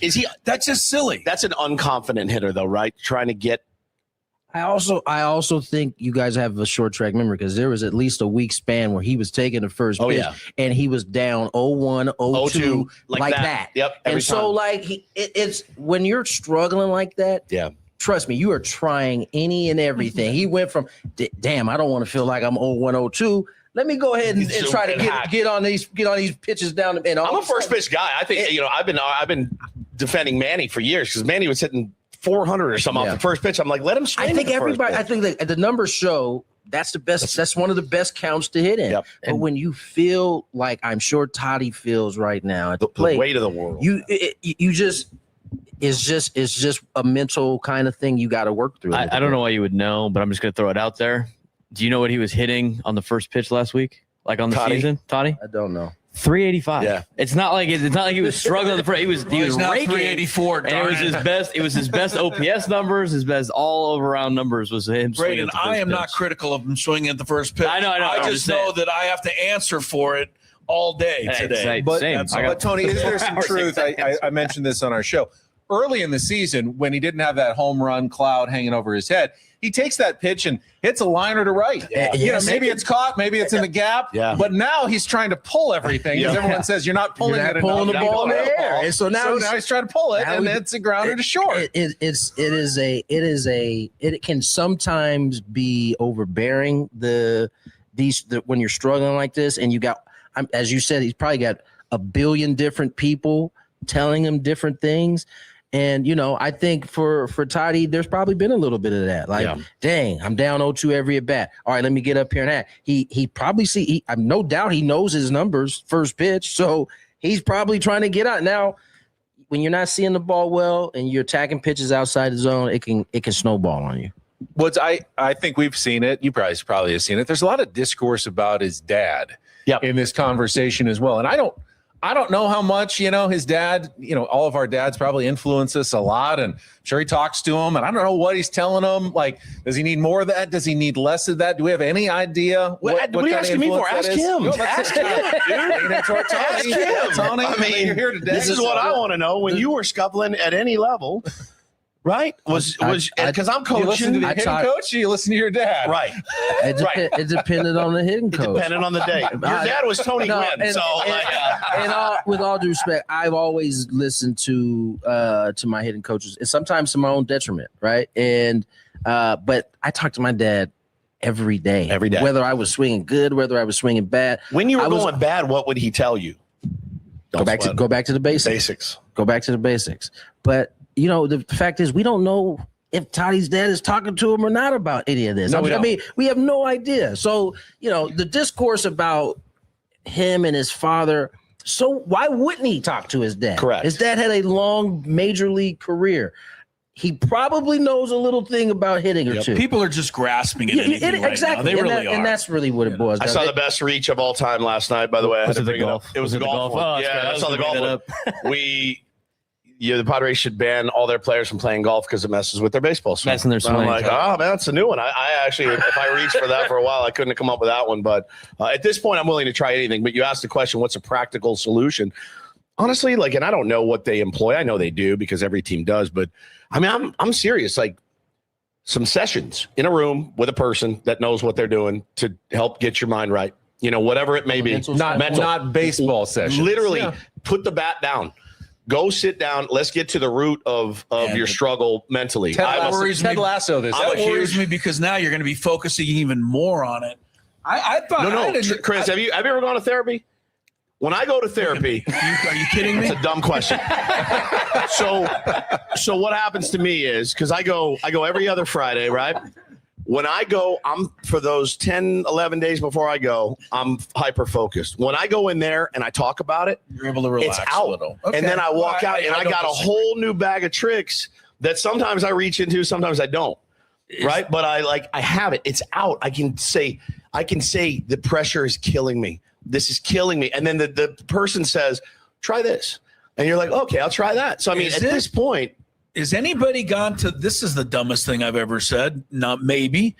But what if he tried glasses? Has he had I mean, I'm not being the old wild thing. We've seen this work before. Did it work with Max Muncy? Somebody did. Well, you know what's he saying, and that the Padres don't seem to see spin very well. Yeah. We're grasping, so let's give the guy an eye test, make sure he's seeing okay. I don't know. I saw a haircut. Of course he's dying. I wouldn't say this. Get him a haircut, and he'll start to hit. At this point, when you're slumping, you try anything. Get him a haircut. So he said, cut his hair, bleach his dreads, whatever you got to do. Go back to the OG look. Go back to the OG look. I've seen it all. I have seen it. He shows up Friday with rec specs. You guys are gonna. I do think, Woods, that when you talk about therapy or just talking to someone. I know that everybody in the Padres organization has the best interests of Fernando Tatis. They're all trying to help them, but Tony, they're also all invested. It is their careers. It is their jobs. They're feeling the pressure to get Fernando going. For sure. Getting someone who has no money in the game, just an independent going, I'm just here to listen to you, get it all out. We'll give you some things that, I don't care if you win or lose. I want you to be a human being who goes out there and feels a little bit better. Not the worst idea, Woods, that you've ever had. It's done wonders for my life, for my marriage, for all of it. We don't know. Maybe he goes to a therapist every other week. We don't know. We have no idea. So that's what we do. We speculate. I need to turn it around to something a little more positive. Here on our Epic Padres Roundtable, brought to you by Epic Wings, always fresh. Shout out to Epic Wings. Never frozen. Man. It is absolutely great. I only wish I had more time before the show. Same, bro. It was like a wing eating contest over there. All of us sucking down. It's unfortunate the water to try to get it down. This is the commercial-free hour that I have to run over from one studio. The food is sitting one right way there. in, and then sit here the entire hour and look at it. There have been a couple of Padres who've been hitting, especially lately. So between Gavin Sheets and Miguel Andujar, which player is the better bet going forward now for the Padres? Not that you have to choose necessarily, but they're both around the same age. I think Gavin's 30 and Andujar's 31. Andujar's been the most consistent hitter. Gavin Sheets, though, is clutch and has the power. I mean, in terms of if you had to have one of your DH going forward, which one do you feel better about, Braden? I don't know, because they kind of bring different elements, right? Gavin's going to run into a lot more than Miguel is, and Miguel's doing what he's done his whole career. He's at 280. He's going to hit for a high average, and I think he's getting some really good swings to put the ball over the fence. I guess it's the way you want to view your DH. Do you want a power bat? Then you go with Sheets, and if you want a guy that's going to be a more consistent hitter that could also run into it, right? He's not like Luis Arraez. Then you go with Andujar. I just feel like the way Andujar's been playing this year, in a 1-year deal, I think you got to keep rolling with Andujar. I think he's your best bet, and that's not to say I don't want Sheets out of the lineup by any means. I mean, those two need to play every single day. Because I don't like this question because you love them both. It's sports radio-y, but there's such an interesting comparison because Gavin Sheets has been getting better defensively. You don't get much defensively from Andujar, but man, Andujar's only knock in his career is that he hasn't really stayed healthy. He looks like a really good player when he's out there, a really good hitter. I really like hitter we haven't seen a lot around Petco Park the last few years. Wasn't he a finalist for the Rookie of the Year? Second. He finished behind Ohtani. He was a finalist for the He kept Ohtani from being the unanimous Rookie of the Year because he himself got votes. Yeah.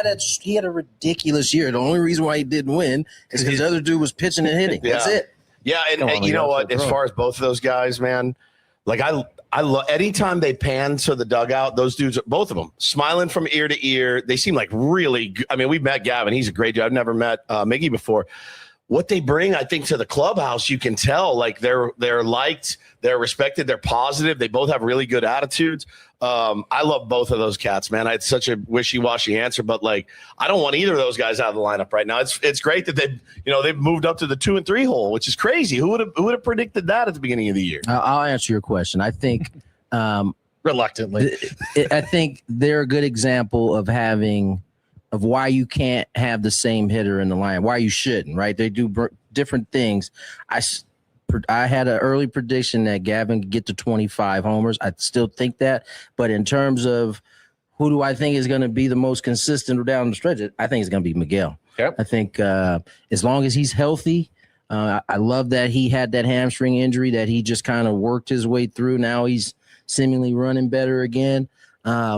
I think his at bats are terrific. Like on a night to night basis. Yeah, Chris, I like both of them. Obviously, I feel like Gavin going to be a little more streaky at the plate, and Duhar seems like he's just a more consistent option for you hitting wise for the Padres. Yeah, I just listen to what Tony says. I mean, I'll go with Miguel Andujar on this question, but I want to say, in the limited time that we've talked to both of these guys, and we had Miguel on a couple of weeks ago, and we've been with Sheets a couple times at spring training, one thing that they share is their appreciation for the opportunity that they have to play Major League Baseball. Yeah. And I don't think that can be understated.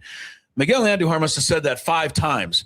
I'm just so happy that I'm getting a chance to play on a great team and be in the lineup. And Gavin Sheets, he doesn't take anything for granted. He knows where he came from, and now look where he is. I think they're both great stories, and they're both guys that are really easy to root for. The thing that stands out to me about Miguel is he has that kind of Yankee feel when you meet him. Like all players who come up through the Yankee organization are kind of straight edge, cut, very well spoken. That's Miguel, so it's a reminder of his professionalism every time you run into him. All right, well, what about giving now someone else an opportunity, guys? And I don't think there's any magic bats that are in AAA that are going to come up and dominate, but Jackson Merrill's health is now in question. Tatis continues to slump. Is it time to bring up a Jace Bowen or a Samad Taylor and give someone else some at-bats in the lineup? Woods, you're nodding. Yeah, I mean, I just think at this point, especially if Jackson goes down, I think, Jace Bowen is got a lot of attitude, and I think anytime you can get like an injection, I mean, Sung Moon Song for like a day came up and you're like, man, this guy's bringing something. You could tell he's energetic. He's flying around the base paths, diving around, making plays. What does it hurt at this point? I mean, especially if Jackson's down, that's why you have a minor league to fill guys that are hurt and give him a shot. He's got 11 bombs right now at El Paso. Again, I know it's El Paso, but flies around the outfield. Energetic, hungry, like he left the Pirates. I loved what he said. His quote jumped out to me when he goes, I left there because I want to be a part of a winning organization, and he is in it to win it. So why not? Like, what's the harm? Chris, do you throw the fishing line down for someone just to change things up a little bit? I hadn't been thinking about it until I started reading tweets from the morning show on this radio station that started mentioning Ethan Salas, and I kind of just put him on the back burner. So did AJ, by the way, when we asked him. So. I know, yeah. But I mean, I don't know how much longer they're going to go with Fermin here. I mean, this isn't trying to get on Freddie Fermin. I was a huge fan last year, and I'm still a huge fan. I don't think you can hit 130 and be a starter in Major League Baseball anymore. And I hope he snaps out of it. But, until Campusano comes back, I mean, what could it hurt if Ethan Salas? A lot of people say, well, he comes up, he goes 0 for 30, and his career's ruined. Is it really? I mean, it could be. Well, you think? Yes. So, I mean, I guess you take a risk then if you bring him up. But they've said across the board he's ready defensively. Like everybody has said. So then we just swapping out Fermin for another defensive guy? No, I'm answering his question if I would think about it. To him. Oh, okay. What Tony, was the question again? You saw. Well, okay. It was responding to? Do you reach down to AAA? You saw the guys more than we did. You were at spring training. You saw Jace Bowen, Samad Taylor, guys who had good springs, were having decent years at AAA. Those numbers mean nothing. I get it. But with multiple guys struggling, maybe Jackson hurt. Is it time to add someone new up to the 26 man? If Jackson is hurt and he can't go, Yeah, I have questions in terms of Jace, because he was the most impressive young guy in spring, but he definitely has some holes.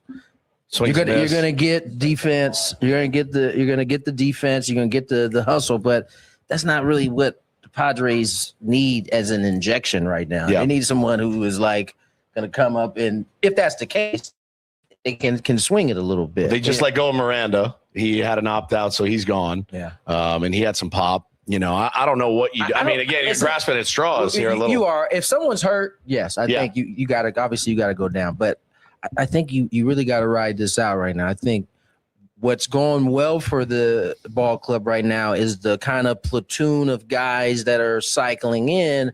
I don't know that you want to mess with that, unless there's an injury. Braden, your thoughts on anything from the minors right now? I agree with these guys in a sense. I'd only do it if there's an injury. I mean, we get a minor league reporter on once a week that goes through the minor leagues, and we've talked to all these guys and what they're hearing about some of these players. And I will say that AAA, Tim Haggerty said, like, a lot of those Jace Bowen home runs were no slouch home runs. I mean, he's hitting the ball out. Those aren't PCL inflated numbers, but he's like, he strikes out a ton. I mean, that's down there. Miranda was doing okay down there. He's hitting 260, pretty solid, right? But I don't think it's anything that was going to be a spark where you're changing your lineup despite with the if there's no injury. So to me, I don't think if there was somebody down there that was absolutely just tearing it up, who is a young hot prospect like some of these other organizations have because they're rebuilding and stuff like that, maybe, but I don't think you have one of those guys.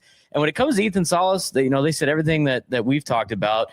Mature above his years, really good handling the pitching staff, but this is his first big sign of success. Yeah, and like 6 weeks. They kind of want to let him do it for the entire year before you start rushing it up. AJ said that. Even though he's overcome a lot of adversity already in his career. So I think he's probably, next year, probably that conversation might come around. But, right now, to me, if Merrill's on the IL, you bring up Jace Bowen and see what he's got. But if he's not on the IL, I don't think you need to make a move. I think it's time for something drastic.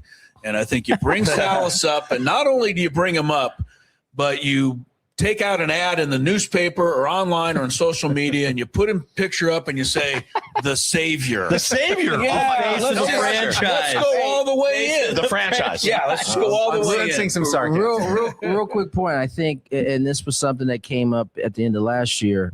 You already starting to hear that the Padres have some guys down there that are going to be of interest come deadline time.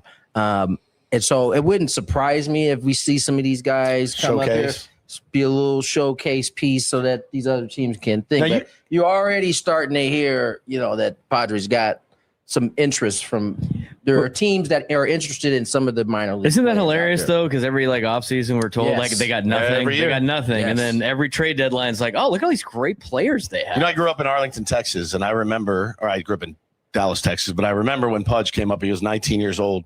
And I was like, well, I've never seen anything like this guy before. And he never left. Like, he stayed, and he never left. He was 19. Again, he's catching Nolan Ryan at 19 years old and catching no hitters. And I remember that. And I'm not saying that that's what Ethan Salas will be, but defensively, you were saying that, and the billboards will say it. But the ability, I think that hitting is obviously just incredibly ridiculously hard. But for the catchers these days, it's let's check those. I saw it in the Padres at spring training. They had a thing on the wall, and it was a list for the catchers, and it was be servant-minded, right? Like, serve your pitchers. That's what you're there to do. Anything extra offensively is gravy. And Fermin clearly does that. He does. He clearly does. But is Salas Salas? When you guys been watching Ethan Salas? Well, I've been no. For me, clearly. In a servant like. They're for the pitcher. You hear the starters talk about for sure. But also Durant too. Yeah. Durant does the same thing, and I think that's the mindset that they have coming up. And I wanted to actually bring this question up, and I want to take Salas out of it. Campy will be back hopefully, within a week or two. Yep. What do you do about your playing time at catcher with Fermin struggling? We've seen some good things from Rodolfo Duran.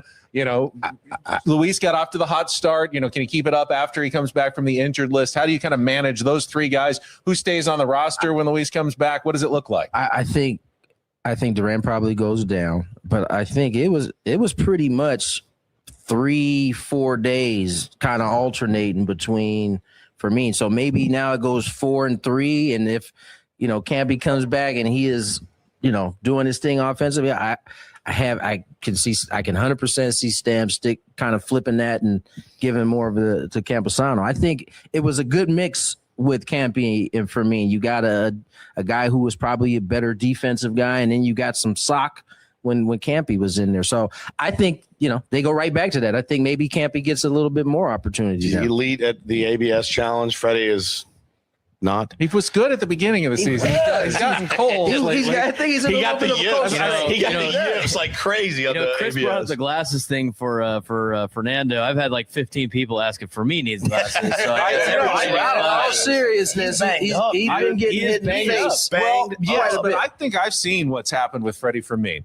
When his pitchers have gotten in a tight also spot, true. And he sees that wince from his pitcher, who wants it talking so about badly. being servant. Yeah. He's a people pleaser. He is, for and sure. he's trying to please his pitcher, and he's making bad decisions. He has. I've seen that too. Ben said that he challenges the pitches that he really they come. wants. It's a slight delay because he's looking at them. It's like, So good. Sorry to be the bearer of bad tidings, but I would bring Campusano back. I would keep Duran, and unless Fermin starts hitting anything, Show him the door. I would consider moving on from. He's got options. He does have options. He's got options. He's got years. He served as a backup for a long time. They're asking him to do something that he hasn't. Yeah. He hasn't done over a whole season and be a starter in his career. He was a backup to a great catcher in Salvador Perez. It can be. Tony, it can be tough to transition from a part-time role to a more everyday role. Tony knows that I gave up on. Sorry, Tony. I gave up on Castellanos at least 2 or 3 times, and then he finally hit. So I'm going to give up on Fermin and hopefully the same reverse jinx happens. Yeah, I don't know that there's been enough from Rodolfo to give him the backup job. I mean, you had a whole spring training and some to really kind of evaluate your guys. I don't know that you just all of a sudden jump ship in May at this point. I think I like their catching situation when Campy's back. I think it'll be an upgrade there. It's our Epic Wings, Epic Padres Roundtable for a limited time. Kids eat free on Tuesdays throughout May and June. Get 1 free kids meal with the purchase of a single or a combo meal at Epic Wings. All right, it's time for our 7th inning stretch. It's been an intense roundtable so far. I think Woods is going to enjoy this one in particular because it has to do a little bit with music. All right, here's the question. You can see any band in their prime, so go back kind of in time, but you can see them at any venue that exists anywhere. So you can cross eras, you can put a band from the past in a modern venue. Who are you seeing and where are you seeing them, given both of those options? Damn. You want me to start? Sure, go ahead if you've got an answer. All right, I do. The one place I've always wanted to see a concert, my godson Connor's visiting here from Denver, and my wife's from Denver, and they have a place there called Red Rocks, which, from what I'm told, is one of the most amazing places you could ever see any concert. It's true. If you don't get blackout drunk, just FYI, it's a really cool place to go see a show. Altitude, It's very, very. If you don't get blackout drunk, it is an elite night. I feel like Woods may have. If you do get blackout drunk, you went, but you don't remember. If you do get blackout drunk, it's just another place. Just another place. Just another night. Yep. I'll never forget. All right, Red Rocks, who are you seeing? Well, I remember they played there, and it was an epic concert, and I never saw them live, and I thought U2 would be good at Red Rocks. And I believe that is a concert that actually existed once. That's true. So I would go back in time. I think that'd be a pretty good night. I need some more time. All right, I'll go next. All right, you go. Because, and then this is, I think, going to be a very Christopher Cross at Humphreys. Obvious answer. It's but go with the old and the new. See the Beatles at the Sphere. Ooh. Okay. That's not a terrible idea. With all the, with all the amazing. visuals that they could come up with, trippy 60s, Beatles, Yellow Submarine, craziness, but at the Sphere with all the modern technology. And I haven't been there yet, but I want to go. Great call. Beatles at the Sphere. I'm gonna go with Jimi Hendrix at the Troubadour. Just a tiny little venue. Oh man! And Jimi Hendrix walks out on stage and just blows your hair back, right? And again, with in front of a 200, 300, 400, 500 people, whatever. him walking out and doing that. I mean, he's not even my favorite guitarist of all time. I just think that scene would be, you know, because when he came on the scene, nobody had ever seen anything like that, not even close. No. So that would be mine. I think I would say Michael Jackson at the Sphere as well. Michael Jackson. I think he could do some He would have crazy. slayed it at the Sphere.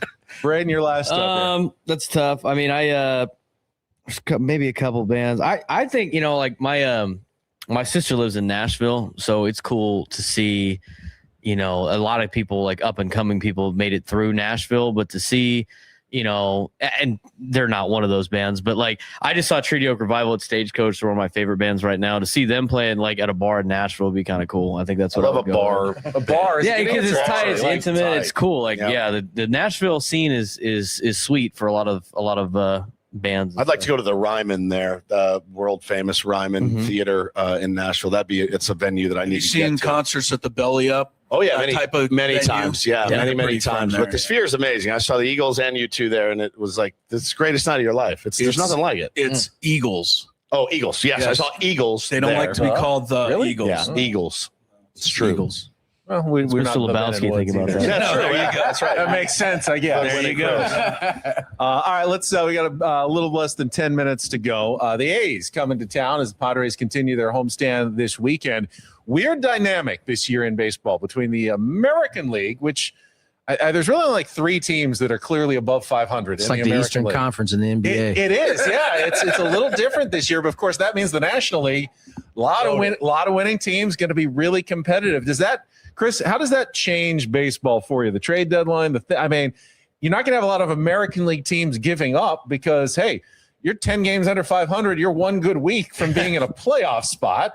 Meanwhile, in the National League, you can have teams that are, you know, at 500 or better at the trade deadline go, we're too far back to catch anybody because everybody's been winning. And will that continue throughout the season, or has this been a bit of a weird anomaly the first couple of months? Well, it does. It goes in cycles. I mean, and I've heard it, you know, back in the NFL days when a certain division would have a bad year and their champion would get in with a 9-8 record, and everybody go, well, they shouldn't get a bye or this, that, and the other because the 12-5 second placing. But it always goes back and forth.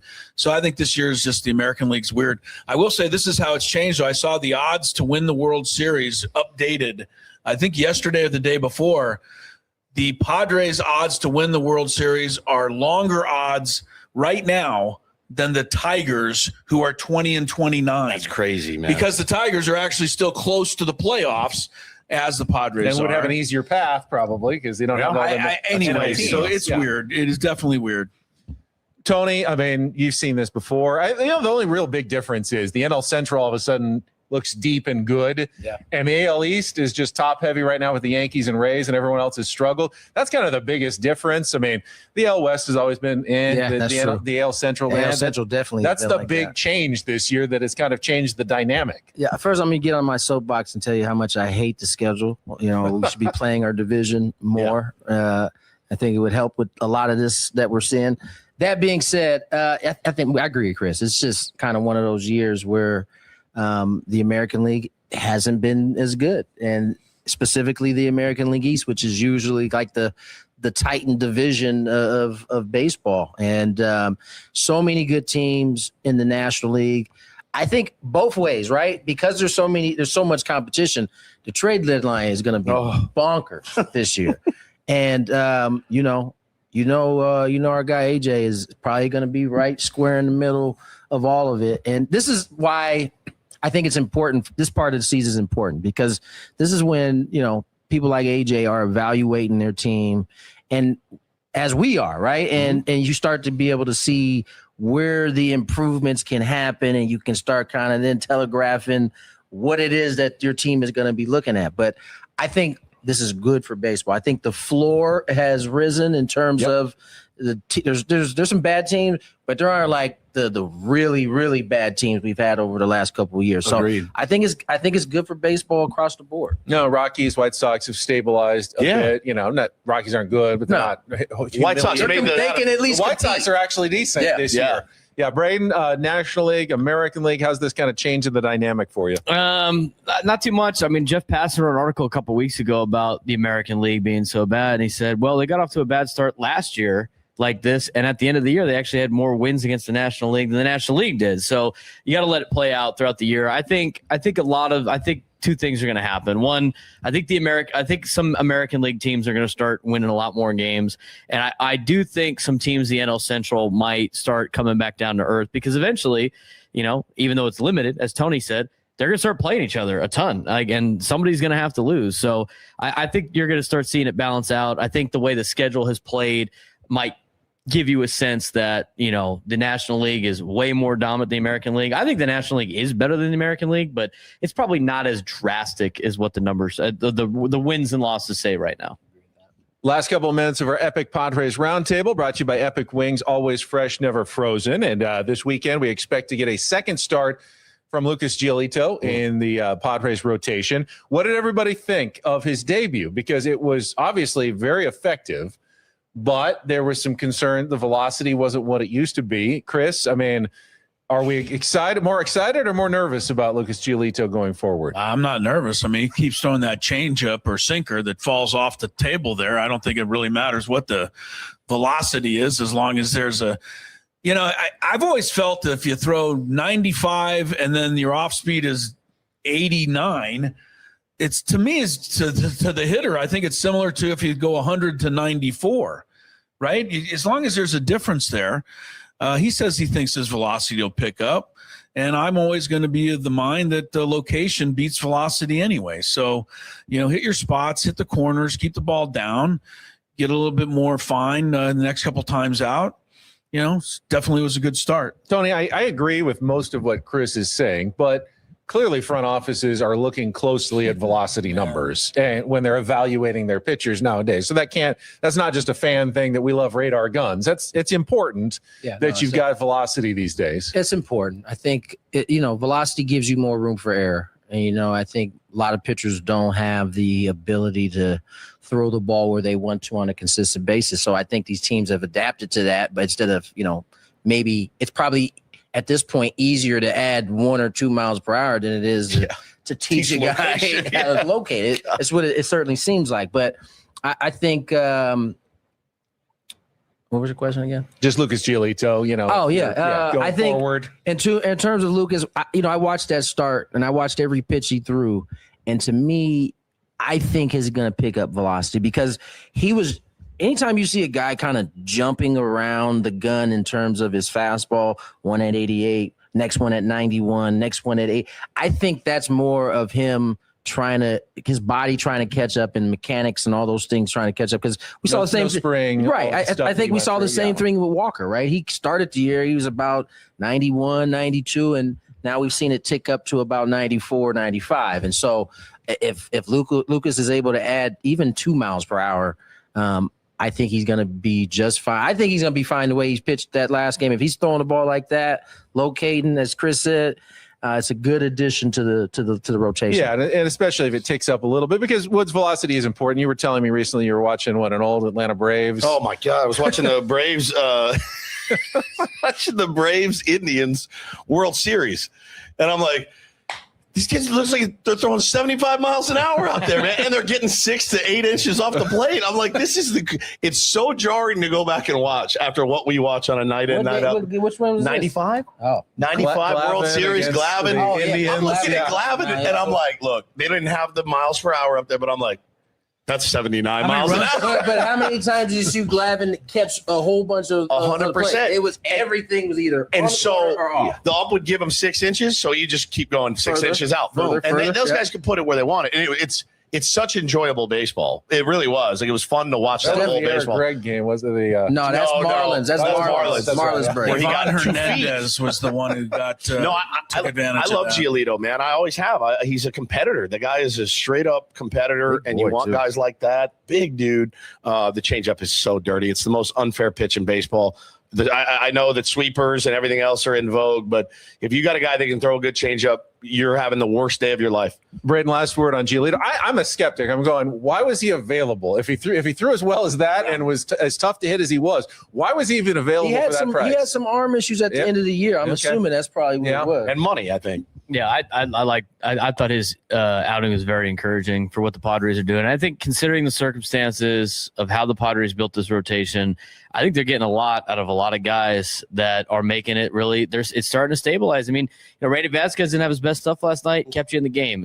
Walker Buehler is keeping you in games. I think Lucas Giolito is going to do that. I like Griffin Canning's bounce back that he had against the Dodgers after what was probably the worst outing he probably has ever had in his life in Milwaukee. So I think the rotation's starting to stabilize a little bit, and I'm excited to watch Lucas Giolito pitch for a second time. Gentlemen, thank you very much. Next Thursday, Tony will be back out on the road with the team. I was told that we will have the legend himself, Uncle Ted Leitner, joining the round table next Thursday. So we can look forward to that, and we can Should we just unplug our mics now? Do I need to be here? Mike, you only need to set up one next week. We'll be fine for the hour. Commercial free or not. We get some wings to eat right now. Thank you for joining us on our Epic Wings, Epic Padres Roundtable, brought to you by Epic Wings, always fresh, never frozen. For Braden, Woodsy, Tony, and Chris, I'm Ben Higgins. Have a great rest of your Thursday. Hot takes, honest opinions, real San Diego sports talk.